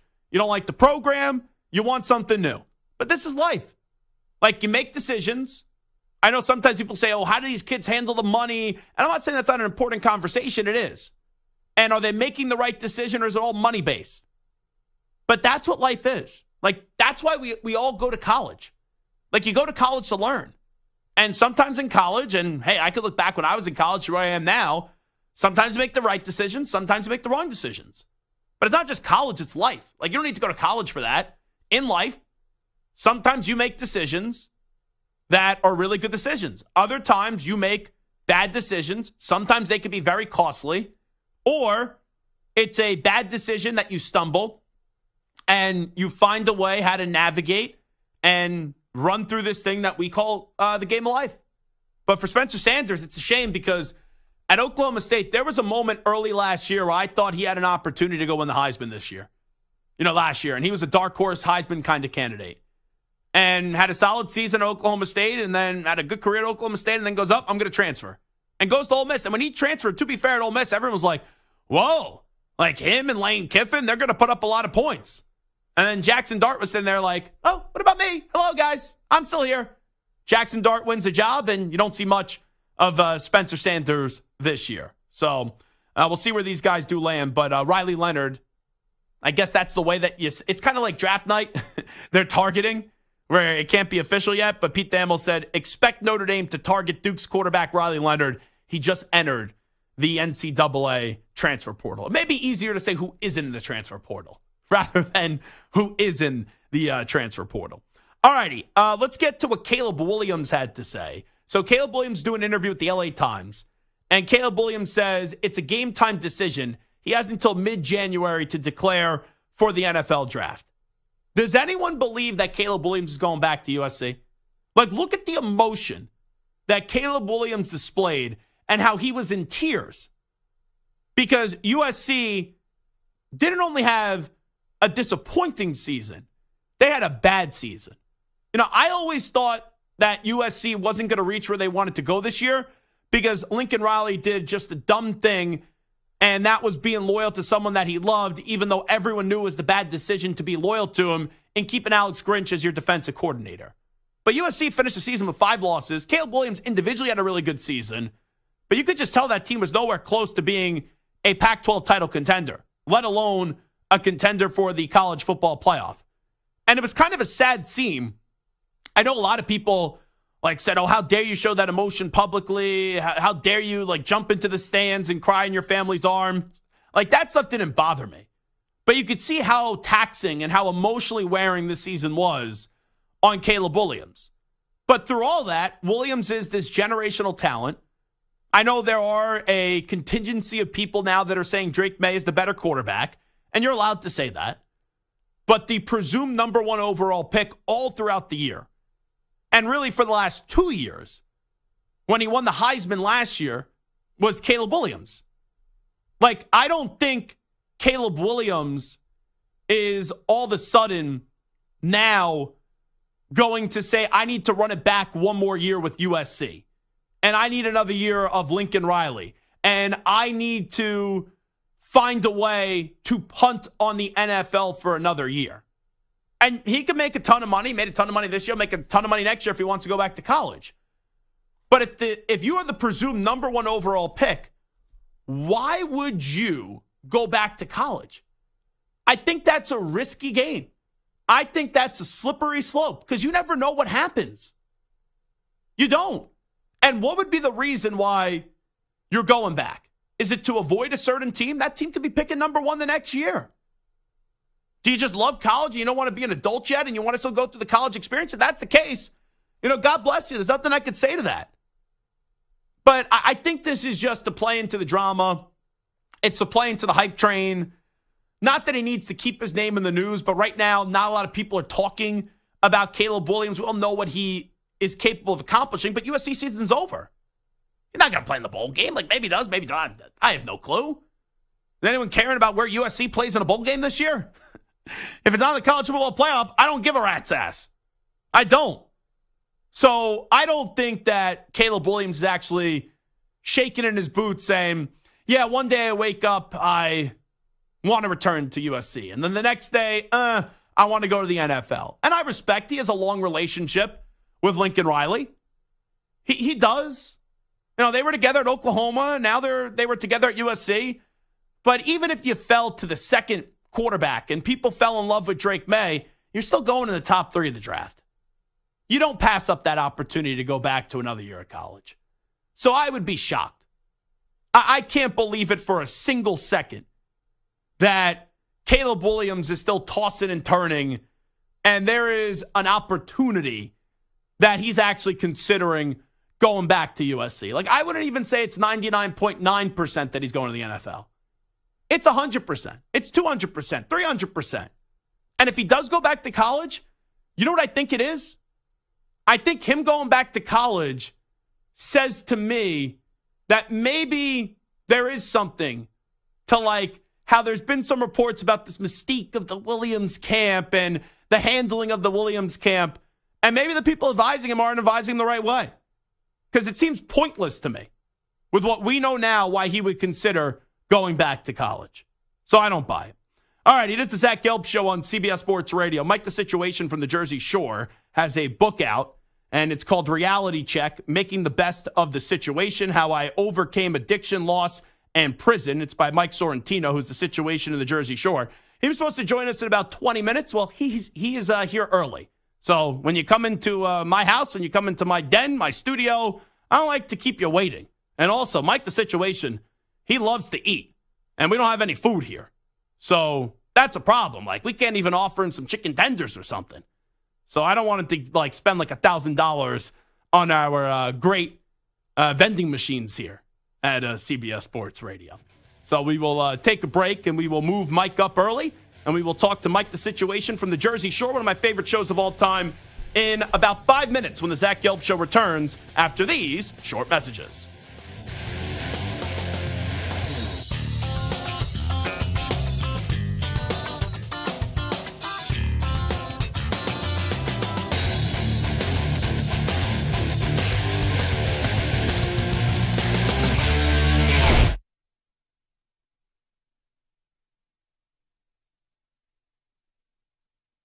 You're in a 5-minute break.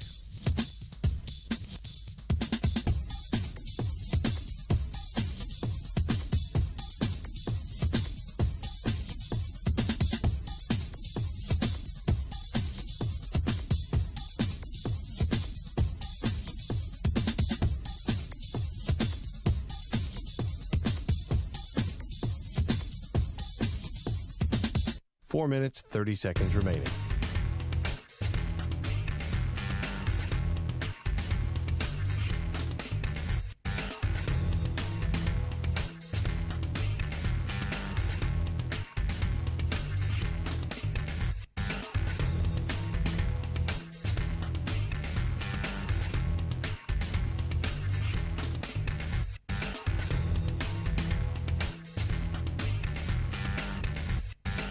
Four minutes remaining.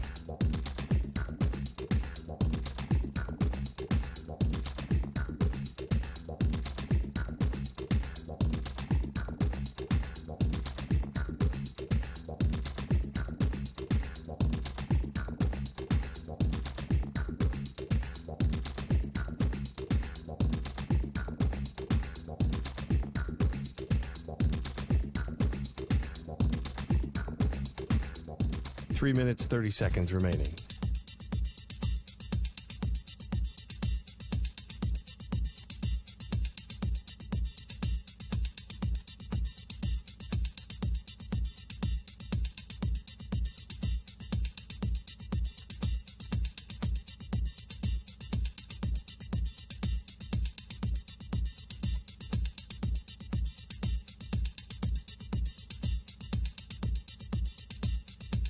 Three minutes remaining.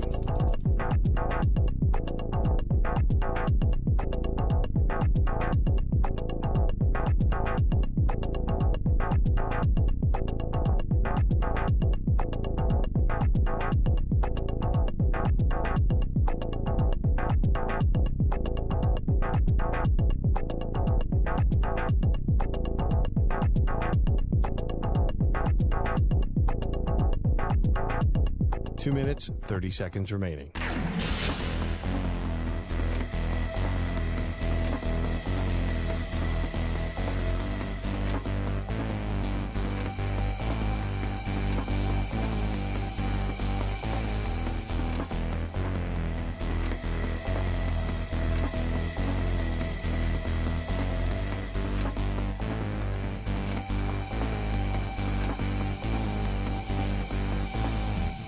Two minutes remaining.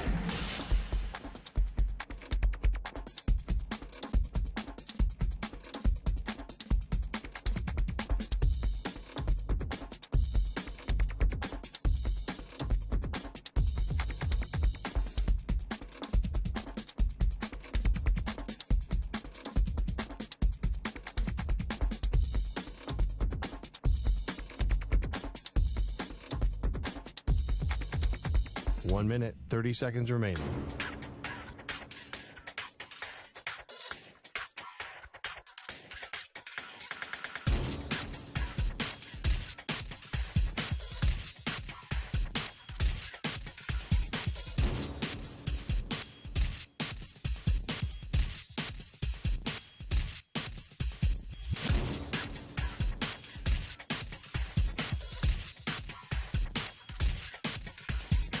One minute remaining.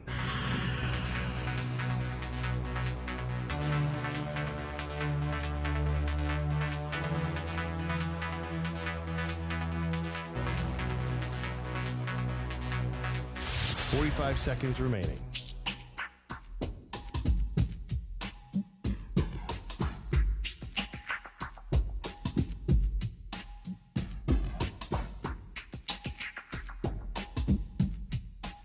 Seconds remaining.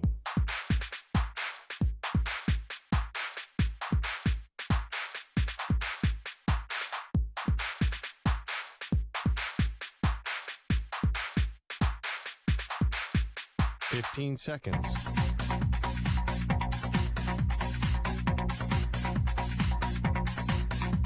Break ends in 5 seconds.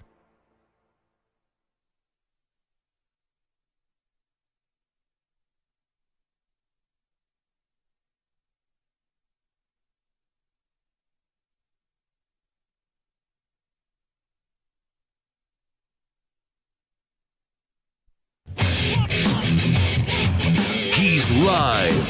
He's nationwide on CBS Sports Radio. This is the Zach Gelb Show.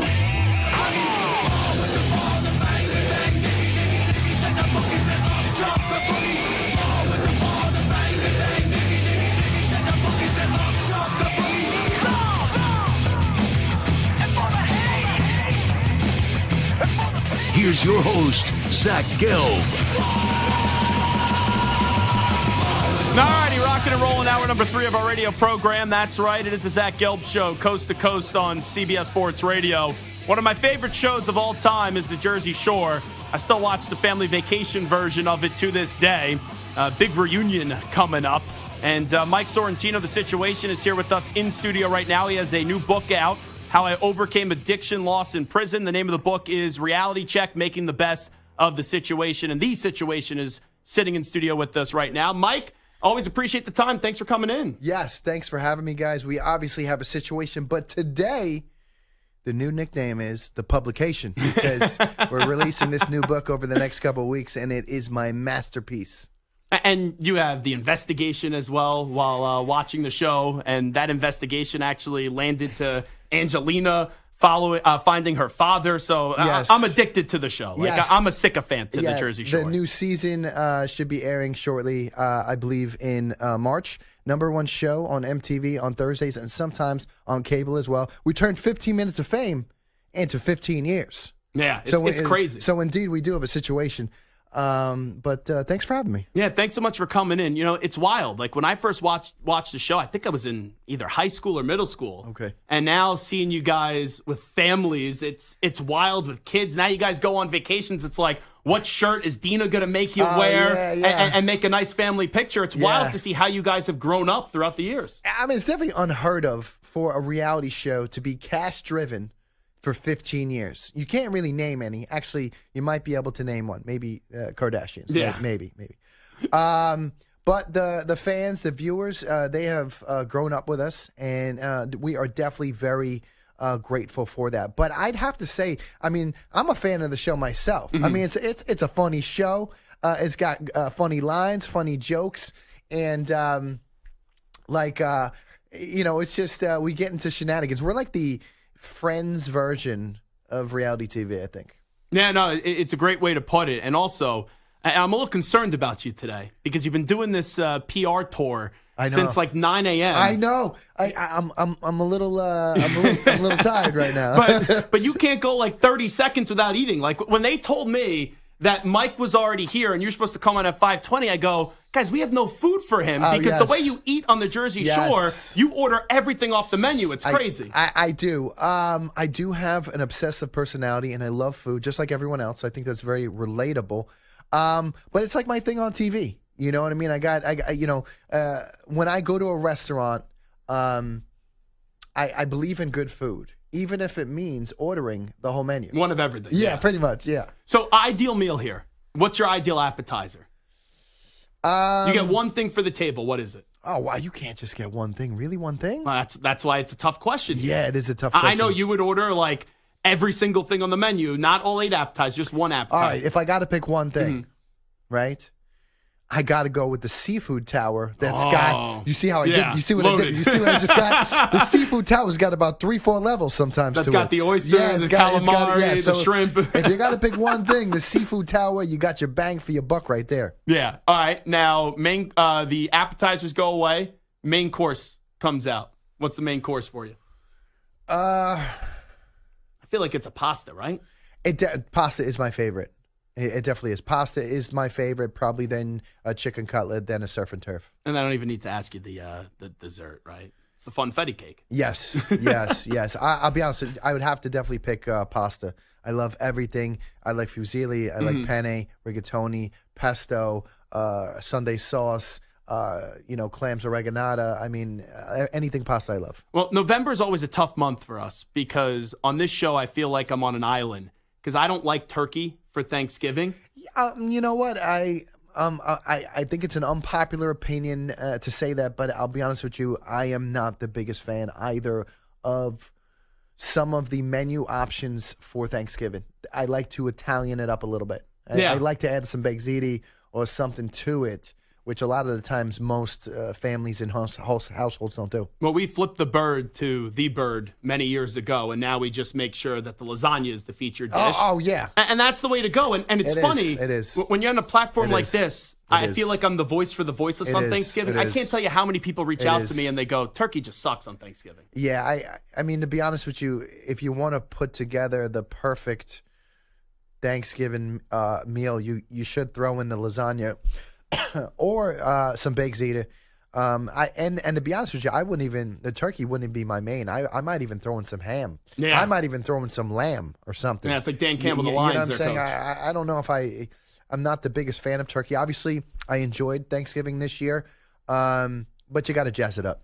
Talking to Mike, the situation. The name of the book is Reality Check: How I Overcame Addiction, Loss, and Prison. Some people may be like, oh, why do they have the situation on a sports show today? The reason why I wanted to bring you on, not only have we got to know each other a little bit throughout the years, but I think people hearing your story is important because it doesn't matter, sports fan, not. A lot of people go through what you had to go through. Yes. And you've been an inspiration to many people to try to fight through some of those demons. Yeah, as an early man, I was subject to a life of excess. I was blessed early on in life with, millions of dollars in my dream job. And eventually, I didn't know who I was, at the core. I had an obsessive personality. And everything eventually became obsessive. The parties, the women, the drugs, the money. And eventually, most people are unable to get out of that lifestyle of excess. And they either, unfortunately, they die there or they just never get out of it and never transition to family life and mature. It's just a tough life to get out of. You hear stories all the time that, these athletes and these celebrities making millions, right? They're driving the Ferraris and then they just never get out of that lifestyle of excess. But for me, eventually I did hit rock bottom, but I used rock bottom as a trampoline. Okay. And I started to rebuild my life. I'm now 8 years clean and sober. Congratulations. I'll be celebrating over the next couple days on social media. And I'm now a father of 2 babies with 1 on the way. Wow. Married 5 years in a happy, healthy marriage. I also speak at rehabs and high schools and colleges across the country, sharing my experience, strength, and hope, to let people know out there that, like, listen, if Mike could do it, I could do it too. If Mike can overcome certain obstacles, I can too. And unfortunately, I know it because I had 2 or 3 friends actually that passed away. Oh yeah, me too. And they weren't able to overcome the demons. And a lot of times they just didn't know how to ask for help, or you knew they had a problem, but you didn't know the extent of it. Yes. And I'm just wondering, you going through it and now coming out on the better side of it, when did you realize, hey, I'm going down the wrong path, I need help? Well, I mean, first of all, I'd like to point out that I love the fact that you said demons, because most men, probably that are listening to this, we all know that we got a demon inside of us. And some people can control it better than others. But for me, I always knew that I was always pushing the envelope and the limits for everything. And eventually, once, I guess, once my behavior became too reckless, and I started to put my job at risk and my friends and relationships at risk, and I started to lose money. Eventually, I found myself almost homeless. Okay? Wow. I almost found myself almost homeless. The government was coming after me for millions. Mm-hmm. Couldn't pay for the lawyer anymore. I had to put up the hands and surrender and be like, man, I need to get some help. And I think it takes a lot of courage to put your hand up and be like, listen, my way has led me to almost killing myself or destruction or jail or prison. I got to try something different. You know what I'm saying? I got to try something different. And that's exactly what I did. I pretty much changed everything about myself that was negative. I realized that I had an obsessive personality, and I could only feed myself positive behaviors. So that's what I did. One day at a time. What did you gain from having to go to prison? Just wondering. I mean, you obviously gain accountability. You know what I mean? I didn't think that the judge was going to send me to prison. I was a first-time offender. I was in the zone for probation and community service, which I held out with the government for almost down to my trial. And if anybody knows anything about the system, if you get a plea bargain and you're in the level of that is recommended for probation and community service, and you're a first-time offender, meaning you have no priors, 9 out of 10 times you are going to get probation and community service. But because of who I was, and I was on TV, and I was this guy, Star, this guy, the situation, they made an example out of me. And I had to take my medicine like a man. I had to hold my head high. I didn't think I was going to go to prison, but when they first sent my brother away for 2 years, I'll be honest with you, I sat there, I'm like, oh, they sent him away for 2 years. They're not going to send me. Within 5 minutes later, she sent me almost a year. And I sat there, I'm like, all right, I guess this is what I'm doing next. And it forced me to take total accountability. Total accountability means if you were unhappy in any spot of your life, go look in the mirror, and that's who you need to talk to. Because if I was not guilty, guess what? The judge wouldn't have sent me to prison. But my name was on all the accounts that made all the millions of dollars, right? Now, if my team didn't file the taxes, it doesn't matter. I needed to file. I was responsible to do that. So the buck stops with me. You could have employees, you could have a publicist, you could have a whole team insulating you, which I did. It doesn't really matter. You can have checks and balances, but if you don't check and balance and you're an absentee leader, then you're going to end up in prison. That's what happened to me. Tell me about the time you did heroin, and then also the time when you guys were going to Italy to film, and all the drugs that you brought over and how you did smuggling, it. Yeah. Which one you want first? Go with the heroin first. Oh man, that was a tough story. I always told myself, I made millions of dollars, yearly. I would never take this drug. This is the drug that people don't come back from. This is a drug that I felt that I didn't have to. I had the resources. I had the money. But after years and years of making bad decisions, I found myself behind the 8 ball. I was depressed, anxiety through the roof. I was unemployed, months behind on the rent. Government was coming after me for millions. I was about to be evicted, and I wanted to get out of feeling that way.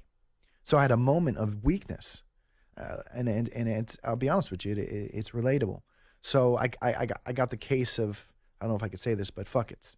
And I called up a buddy of mine, and I'm like, yo, man, I'm like, you know anybody that we can get some prescription pills? He's like, yeah, sure. I'm like, all right, cool. I'll come pick you up. I come pick it up. I come pick up my boy, and he goes, we got to drive to Newark. I was like, bro, I can't drive to Newark, man. I'm on one of the biggest reality shows in the country. My nickname is The Situation. Yeah, everyone knows who you are. You think I can go? You can't hide anywhere. Really hide in a housing complex or in the streets of Newark when the sirens are going around? He's like, man, stay in the car. I'll go. I know somebody. Don't worry, we'll be real quick. I reluctantly went. I knew it was a bad idea. I jumped in my white Corvette at the time in 2000. I think it was 2015. And we're driving down to Newark. I'm fighting with my then girlfriend, who's my now wife. Yeah. And she knows where I'm going. Mm-hmm. You know, the women in our life always know when always know when we're making bad decisions. Mm-hmm. And I get down to Newark, and I just knew it was a bad idea. You got sirens going around everywhere, and we parked. He went into a housing complex. He was gone for an hour here, an hour there. We striking out, and I just felt worse because every time that he kept striking out, I'm thinking to myself, you know what? If I don't score these prescription pills soon, I'm probably going to go into withdrawal. And if anybody knows what withdrawal means, it means you're dependent on prescription pills, and you're probably going to get cold-like symptoms very soon, and you're going to be seriously uncomfortable, and it's going to be a bad situation ASAP. Eventually, my friend comes back out to the car, okay? I was surprised we even made it that far because, like I said, I'm on one of the biggest TV shows in the country, and I'm going to score drugs in a Corvette in the hood, okay? We get back in the car, and he throws on my lap this almost like this bundle of some sort. And I was like, what the hell is this? And in my brain, I'm like, no, he didn't. In my brain, I'm like, this is my boy since we were little. I'm like, no, he didn't. Just throw something on my lap that I said I was never going to do. Yeah. He knows I didn't want to do this. He knows what I wanted. I had the money not to do this. Oh, my God, no. And sure enough, it was heroin. And it was the first time I ever seen it. It was like a wrapped up bundle. It was wax paper. It was like this yellowy, sandy substance. And I'm like, oh, man, like, what am I going to do? It was already hours we're out in Newark. We can't continue to search. And now we got heroin on us. I mean, this bad situation just got worse. Mm-hmm. So I'm like, all right, man, let's just get out of here. Let's just go home. Now we're on the way home, on the turnpike, going back from Newark back to Central Jersey. And I got my then girlfriend blowing up my phone. Where you at? I finally get back to the house. And I still got this bundle on me. And I'm like, I told myself, all right, man, what am I going to do? What am I going to, I deep down inside, I probably knew I was going to try it. You know what I mean? Because it was just, I had no other option. You know, I'm about to go through what's called withdrawals. I get back in my room. I tell my then girlfriend at the time, I said, I'm going to go to sleep early. I close the door, and I take my key out of my pocket, and I'm about to try a key bump. I dip it into the little baggie, and I try it. And I'm like, oh, my God, I didn't die. And then I was like, I don't like it. I didn't like it. I'm like, oh, my God, thank God I didn't like it. Most people don't come back from this. Oh, my God, I'm going to survive. Like, oh, my God. And then a little devil on my shoulder's like, why don't you try a little bit more? Wow. Maybe you'll like it then. Maybe you'll get a little high from it. So then I'm like, all right, cool. But in the back of my head, I'm like, if I try too much, I might die. You know, because people overdose from this type of substance. So as I was going in for this second key bump, my phone rings. And guess who it is? It's my mom. Huh. And I'm like, no way. So I pick it up. And my mom goes, are you okay? There was concern in her voice to the point She knew something was wrong. She knew something. I couldn't believe it. I looked up at the sky like I was in the Truman Show. I'm like, are there hidden cameras in this room right now? This is ridiculous. It was a sign from above, the Almighty. Okay, send an angel down to try to save me. But you need to stop what you're doing now. I had my eyes and I had my ears open up slightly enough. Obviously, they weren't open a lot because I went down to Newark to get this substance, but they were open slightly enough for me to listen to this message. And at the same time, somebody at the door is knocking. It's my then girlfriend, who's my now wife, knocking at the door. And I'm like, all right, this is too much. This is a wrap. Yeah. This is a wrap. This is not supposed to happen. Maybe if I would have went forward, I would have died. And right then and there, I just called it quits. I threw it in the toilet. I had tears in my eyes because I got to the precipice of almost passing a point of no return. I felt I stared the devil in the face. And maybe I didn't come back. I opened the door, hung up with my mother. I flushed the drugs down the toilet. And then I opened the door and I had tears in my eyes. I embraced my then girlfriend at the time and said, you know what, I'm sorry. I need help. I need to go to rehab. I have a really big problem. I called my pretrial officer who was assigned to the United States versus the situation, the court case. And I just spilled my guts. I'm like, listen, I can't. My life was on the line. I had to be totally accountable. I'm like, I got to go to rehab. The next day I was in rehab. I pretty much never turned back. I'm now 8 years clean and sober. An example of the comeback is greater than the setback. Well, let me just ask you this before we let you run. Mike, The Situation, once again, the name of the book is Reality Check, Making the Best of the Situation, How I Overcame Addiction, Loss, and Prison. This is supposed to be a happy time of the year. It's supposed to be about family and food, and everyone's gearing up for December, coming off of Thanksgiving. I'm sure there's people listening right now that are saying, I'm going through something that Mike was going through. Yeah. What advice do you give them, and what do you say for them to have the courage to reach out and ask for help to try to fight these demons? I would say that it takes courage to put your hand up and say, I need help. I mean, we're all human. We all make mistakes. Okay, we're all sharing this human experience. Okay, put your hands up. I need help, because there are some people out there, okay, that take a substance and don't come back from it. They OD, they pass, and next thing you know, you never see them again. Yeah. Okay, but you could be on the other side of that, and you could raise your hand and be like, listen, enough is enough. I'm sick and tired of being sick and tired. Okay, and this right here, I could be that angel right now for somebody listening on the other side. Like that angel, which was my mother and my then wife, or my then girlfriend, who's now my wife, saved me back in 2015.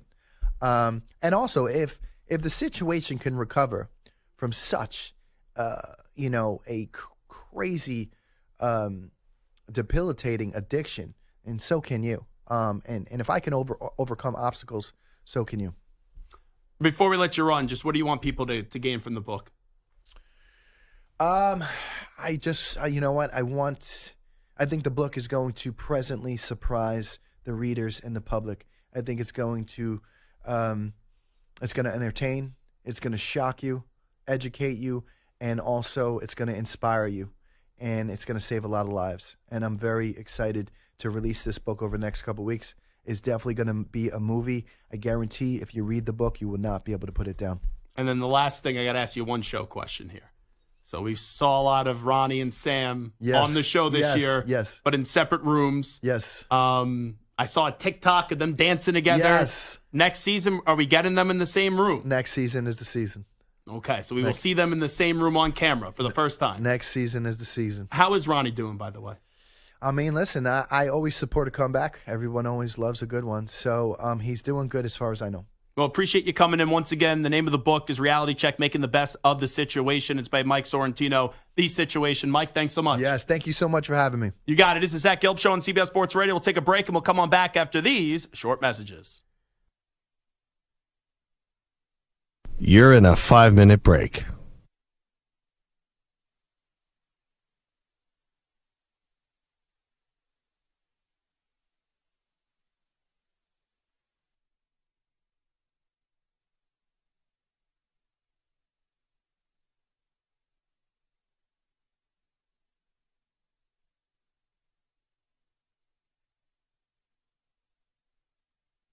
4 minutes, 30 seconds remaining.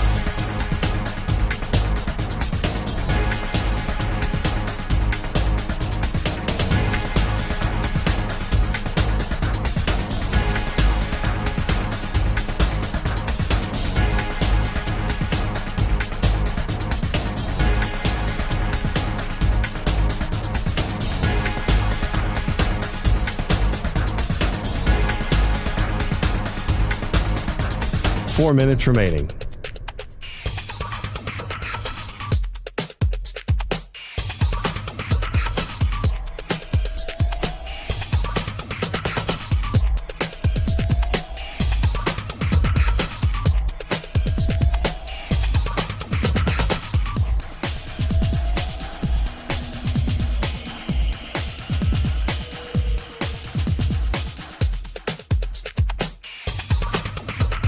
Three minutes, 30 seconds remaining.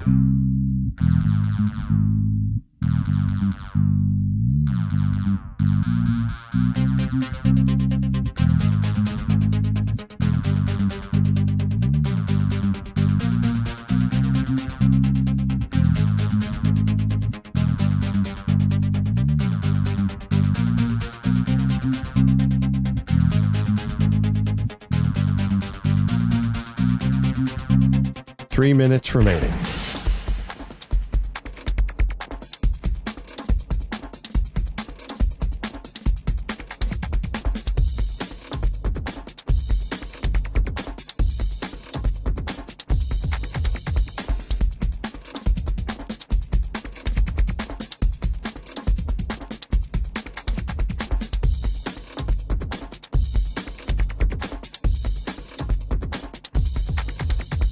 Two minutes, 30 seconds remaining.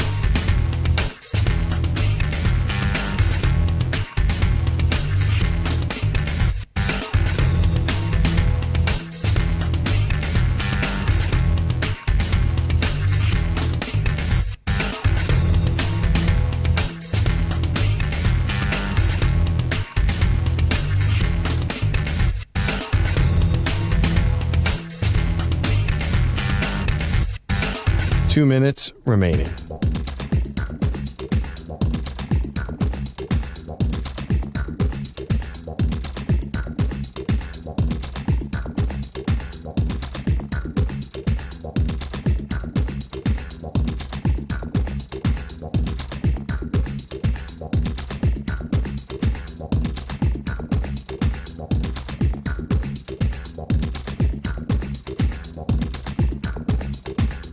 One minute, 30 seconds remaining.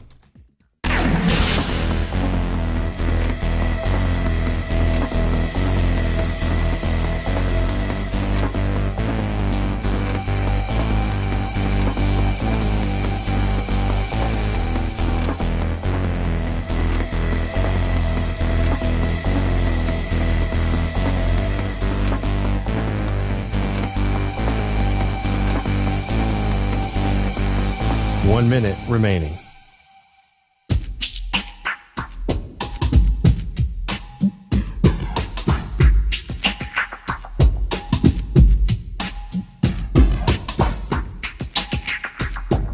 .45 seconds remaining.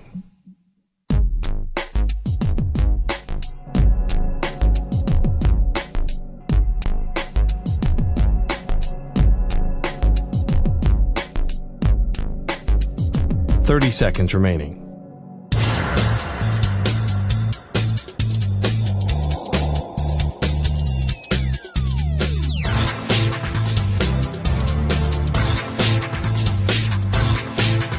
.15 seconds.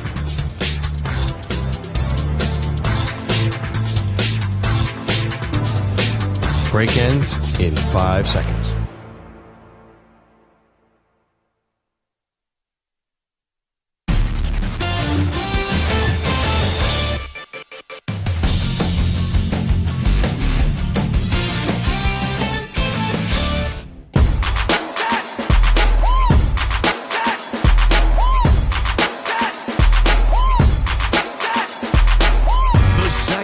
Show is on the air across the nation on CBS Sports Radio. I don't buy that the Cowboys are this great football team. I think the Cowboys have a limitation of just getting to the second round of the playoffs. And the Eagles are better, the 49ers are better, and then also you do have the Detroit Lions who are better in the NFC. But if this comes into a second place conversation and those three teams go down, let's say, Cowboys are then that fourth best team in the NFC. Here's Zach Gelb.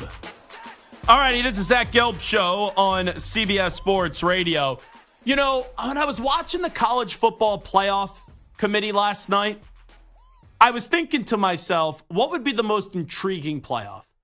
With only 4 teams, who would be the 4 teams that would intrigue me the most?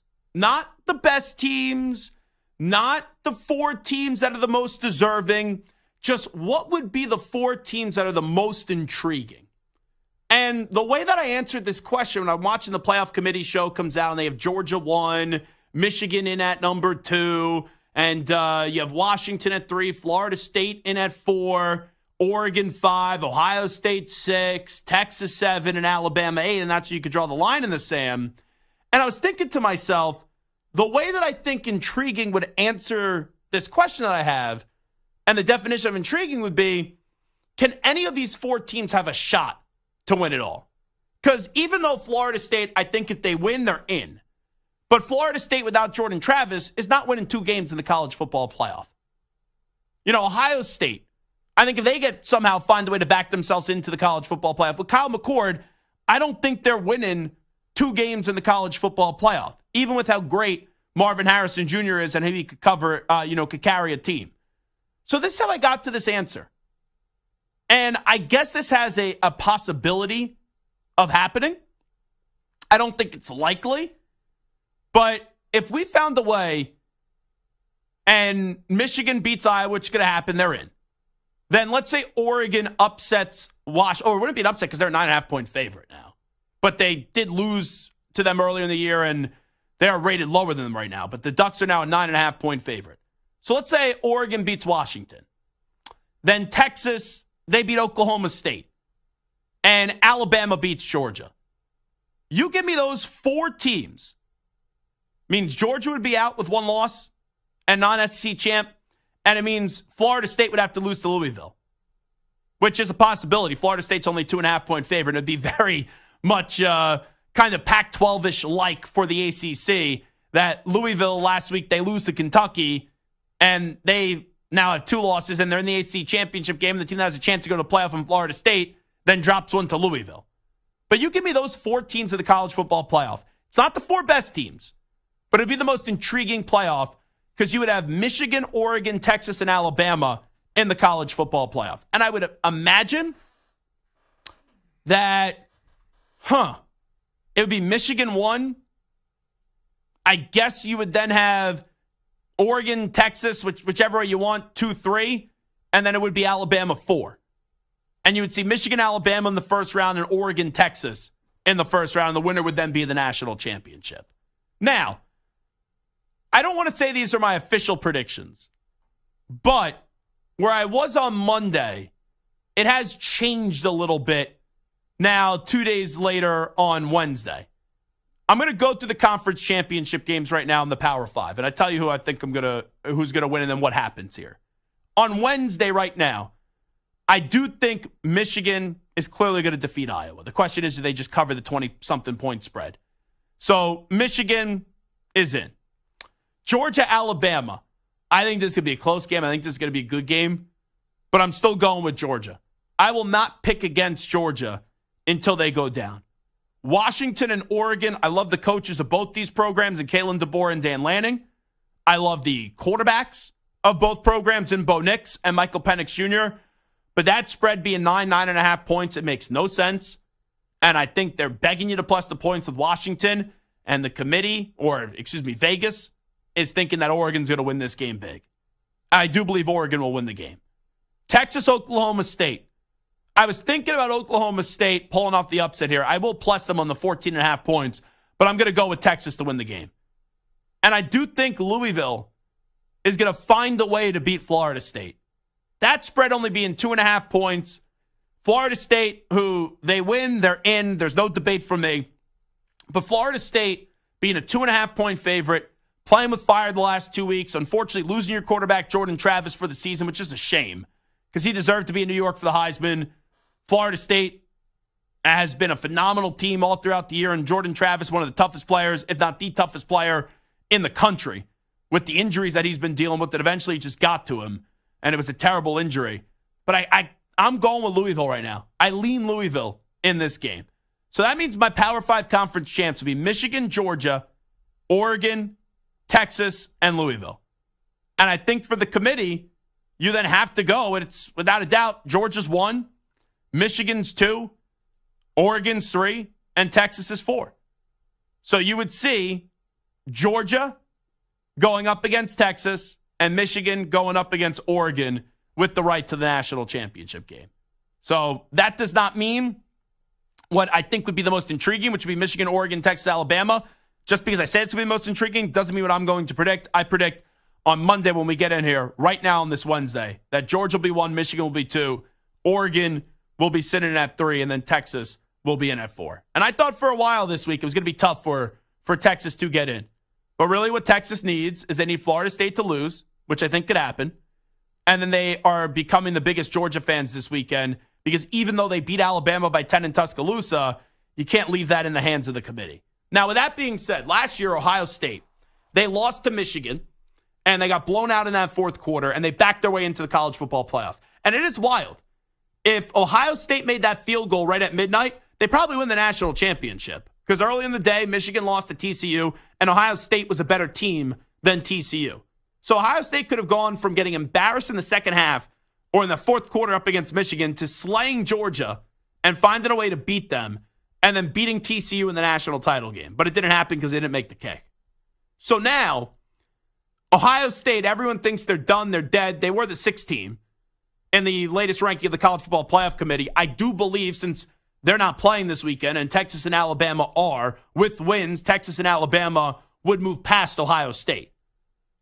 But there is a window here, and there's a door that could be open for Ohio State for them to back their way in once again. And they would need Georgia, Michigan, and Washington to win. You would need chalk there. Georgia to beat Alabama, Michigan clearly to beat Iowa, and Washington to take care of business against Oregon. And then after that, they would need Oklahoma State and Louisville to take care of business against Texas and Florida State. That happens. One-loss Ohio State, they're going to get in. Because at that point, Oregon would have 2 losses. Florida State would, with that 1 loss, they would be done. Texas would have 2 losses. They would be done. And Alabama would have 2 losses as well. And when I was thinking about that last night, I'm like, man, that's not impossible. It's still a tough ask, but it's not impossible for Ohio State. So little Buckeye fans will still give you a little sliver of hope after losing for the 3rd straight year to Michigan. So what do you think would be the most intriguing college football playoff? I don't think it's going to happen, but the most intriguing college football playoff for me would be Michigan, Oregon, Texas, and Alabama, because you truly cannot tell me out of those 4 teams who would win the national championship. All righty, it's Eagles 49ers week. That game will happen on Sunday in South Philadelphia at 4:25 p.m. Eastern. Deebo Samuel and Hassan Reddick are going at it. We will talk about that conversation next. But first up with the latest CBS Sports Radio update, here's the Ackman, Rich Ackerman. CBS Sports Radio. Sports Flag. Aaron Rodgers' 21-day practice window has opened. The soon-to-be 40-year-old quarterback coming back from a torn Achilles was on the practice field today off to the side, throwing to teammates. Rodgers is a future Hall of Famer, a 4-time MVP, but as all the great ones do, his head coach Robert Saleh said, there's always the feeling of something to prove. I think he still runs with a chip on his shoulder, and that's the way he lives his life, where he always wants to prove people wrong in terms of doubting them. And he's a special human, and I think his actions are showing it how much he appreciates, I think, this organization and everything around it. Rodgers has yet to be cleared to play football, however. C.J. Stroud is not only the Rookie of the Year, but also an MVP candidate. The Texans QB would undoubtedly credit his line, but that front 5 has taken a big hit with the loss of Titus Howard, who who will miss the remainder of the season and undergo knee surgery. Joe Flacco reportedly working with the first team for the Browns, with Dorian Thompson-Robinson still in concussion protocol. And Deshaun Jackson's memorable years spent with the Eagles, and he's retiring as an Eagle after 15 seasons in the NFL. I'm Rich Ackerman. Jim Rome here. Thursday in the Jungle. Ravens safety Marcus Williams and Magic head coach Jamal Mosley. Plus, what's your beef? Thursday, 12 noon Eastern, 9 Pacific. CBS Sports Radio.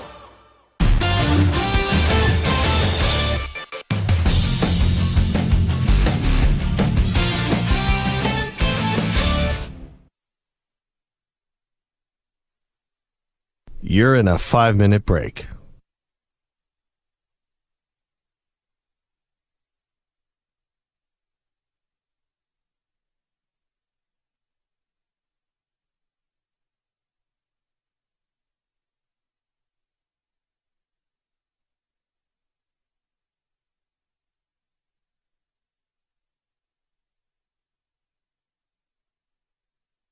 Four minutes, 30 seconds remaining.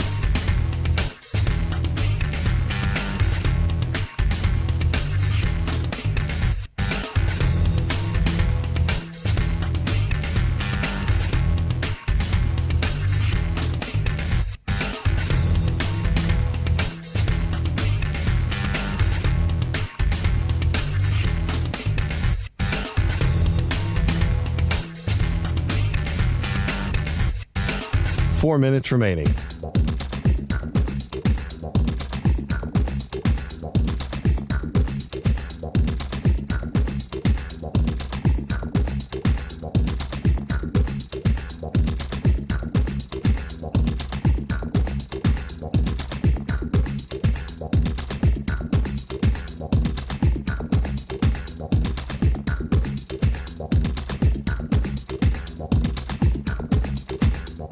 Three minutes, 30 seconds remaining.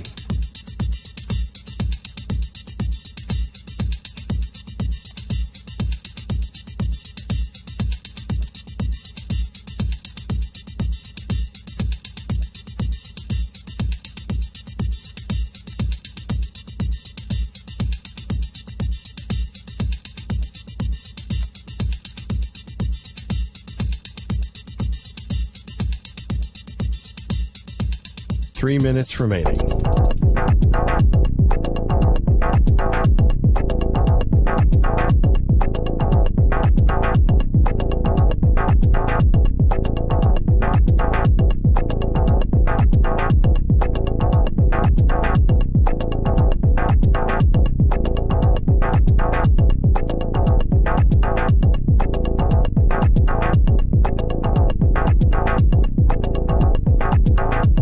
Two minutes, 30 seconds remaining.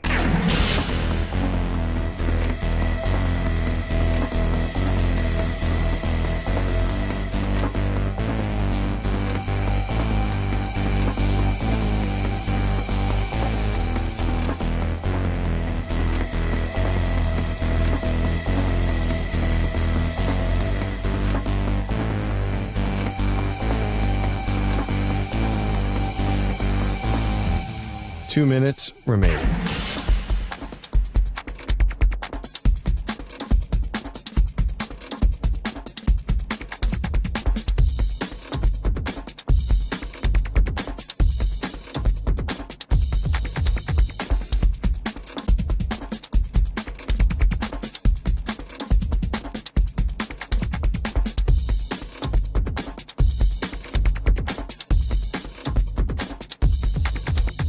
One minute, 30 seconds remaining.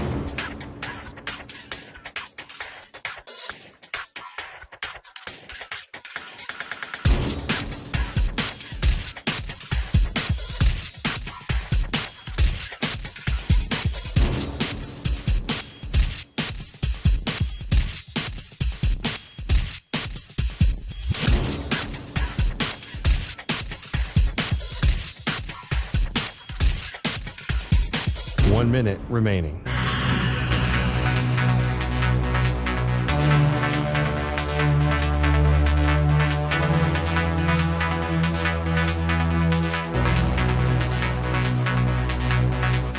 .45 seconds remaining.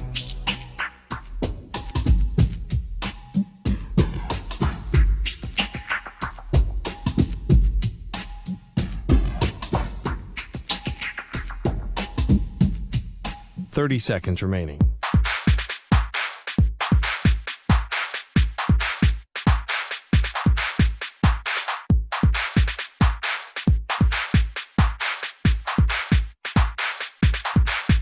Fifteen seconds.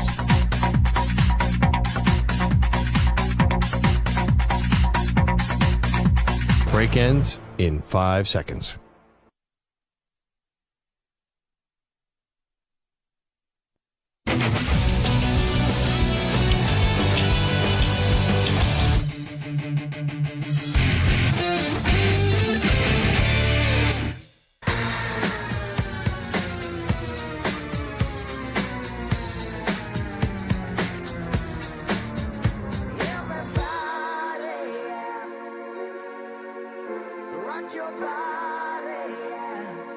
Hey, this is Howie. And this is Nick from the Backstreet Boys. And you're listening to the Zach Gelb Show on CBS Sports Radio. And guess what? Zach is back. All right. He's live. He's nationwide on CBS Sports Radio. This is the Zach Gelb Show. All righty, it's time to answer or ask the pros question of the day, and it's brought to you by O'Reilly Auto Parts. You can submit a question by tweeting at Zach Gelb or at CBS Sports Radio using the hashtag AskThePros.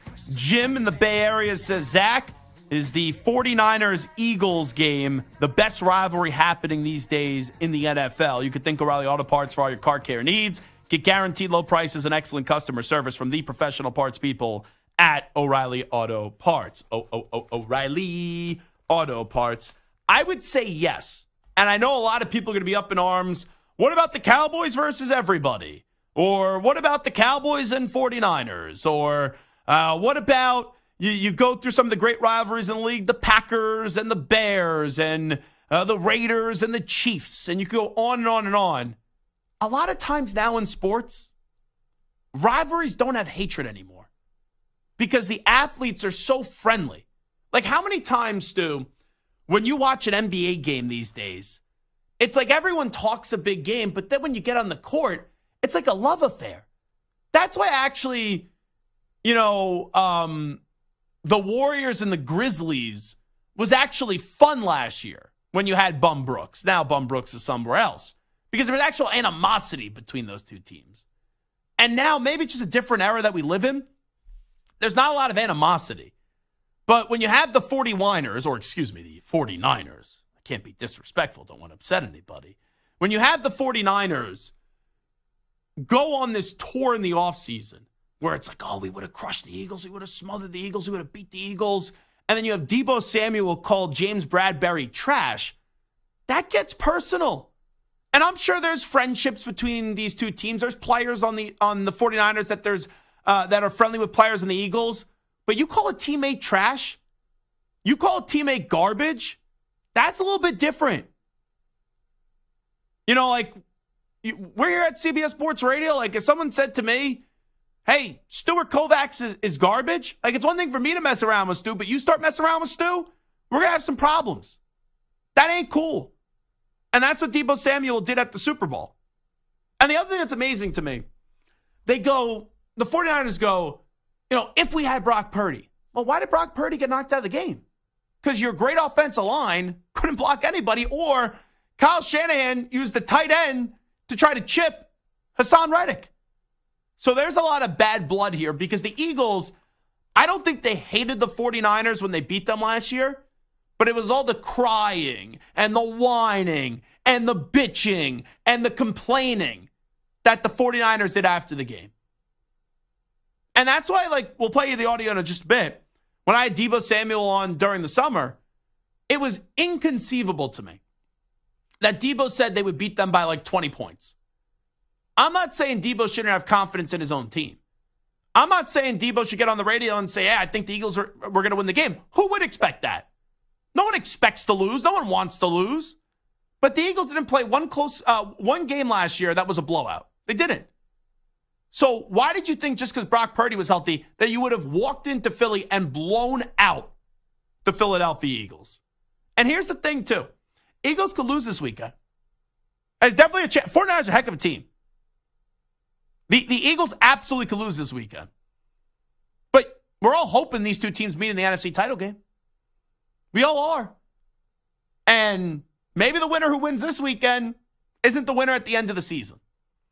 So the way I look at it, 49ers and Eagles right now, in this moment, not saying this is going to be the case for the next 20 years. It's not going to turn into, like, out of division, Brady up against Manning for all those years with the Patriots and the Colts, and then eventually the Patriots and the Broncos. Because those are just the two best quarterbacks in the game. Like, Jalen Hurts is a top 5 quarterback, top 3 quarterback in the sport. Brock Purdy, he's very good. We don't know what his ceiling, though, is going to be. And a lot of times in this sport, it's the quarterbacks that create rivalries and really move the needle nationally. But in this case, these two teams, they just do a lot of trash talking. And these two teams are two of the best teams in football, and they literally can't stand one another. And I think that's very good for the sport. Let's hear Hassan Reddick. This is on KYW News Radio in Philly on the 49ers talking after the NFC title game. Talk is cheap. You know, they get to come back in the link. There was a lot of boo-hoos last year, a lot of crying, a lot of what if, a lot of this, a lot of that. They get a chance to come back in here, line that up and prove it again. A lot of boo-hoos. Like, when you say boo-hoo, Stu, don't you got to be like, a lot of boo-hoos, boo-hoo? Yeah, you got to play it up a bit. Boo-hoo. Play me Reddick's voice one more time there. I want to see if he went to a higher octave. Talk is cheap. You know, they get to come back in the link. There was a lot of boo-hoos last year, a lot of crying, a lot of what if, a lot of this, a lot of that. That's a Temple-made man in Hassan Reddick, someone I know very well. I may have to text him. You know, big priorities this week, Hassan. You know, Haas, you got to work on the boo-hoos. But he's not wrong. That's what it sounded like. It sounded like a baby just crying over and over and over again with the 49ers this offseason. So Deebo Samuel was asked about that comment by Hassan Reddick on the Up and Adams show with Kay Adams. No, I wasn't necessarily a moment of the field. We was just talking ball and said what I said, and, you know, and they dragged it on or whatever, but whatever the case may be. But by the end of the day, like, I said it, but I don't regret it. You heard of Hassan Reddick. I heard boo-hoos. I don't know who he's talking to, the boo-hoos and all of that, but I do want to ask you. I mean, boo-hoos, Deebo? Hey, man, we'll catch you on Sunday. Well, you were crying all offseason. You 1,000% were crying all offseason. It wasn't just you. It was like all your teammates. And you weren't literally crying, but you were doing the whole, oh, we would have won. Woe was me if our quarterback didn't get hurt, blah, blah, blah, blah, blah. It sounded like a lot of excuse making. So let's revisit this audio from July 10th. This was yours truly getting an opportunity to interview Deebo Samuel. Let me preface this. The first 3 minutes, Deebo was just saying nothing. Like, I was having fun with him. I was complimenting him, and he was just saying nothing. Now, eventually, I had to ask him about the Eagles because all he did all offseason was talk about the Eagles. Well, Deebo was not happy with yours truly asking him about the Eagles and said, Ashley, boo-hoo, boo-hoo. Please get the phone away from me, from this big meanie, this big fat jerk, this big fat bully in Zach Gelb. Let's revisit that conversation. I saw what you said about the Eagles back at the Super Bowl at Sirius, where if Brock Purdy didn't get hurt, you guys would have won that game by double digits. Why would that have been the case? I don't know. That's old. So do you not still believe that? I mean, I do, but I mean, we're not. That's like we're not gonna keep talking about it. I mean, I said what I said.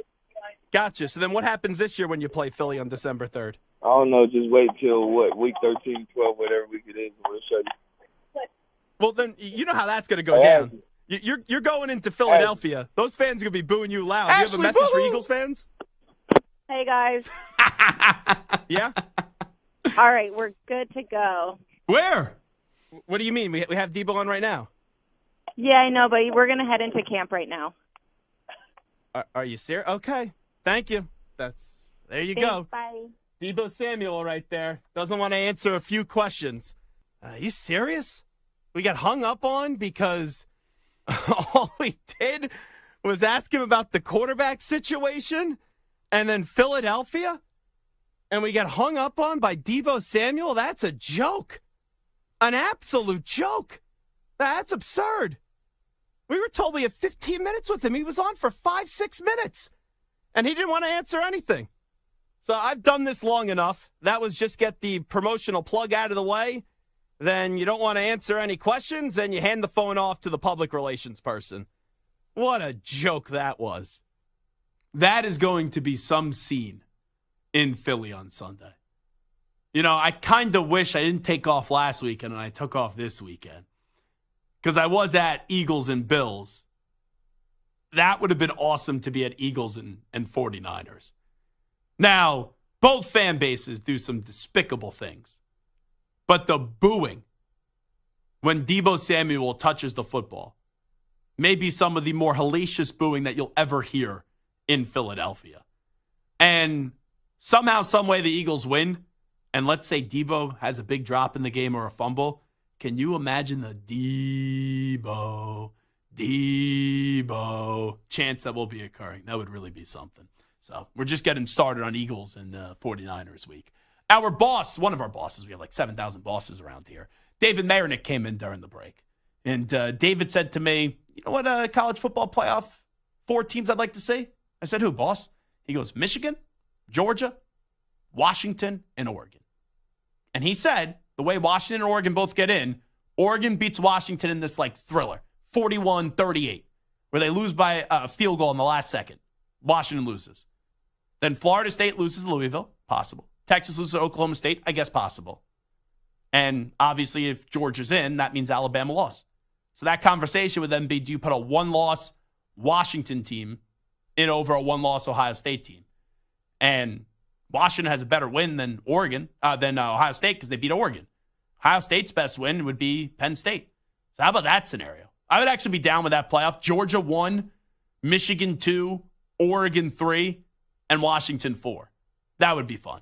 But probably don't think 2 Pac-12 teams are going to get in. But you never know. That's what makes this week so fun when it's only 4 teams. All righty, fun show today. It is the Zach Gelb Show on CBS Sports Radio. Appreciate each and every one of you for participating in the extravaganza. We'll be back tomorrow. Sean Merriman's going to be back in studio with us. Always love when he pays a visit to us. Dan Lanning, the head coach of the Oregon Ducks, will stop by.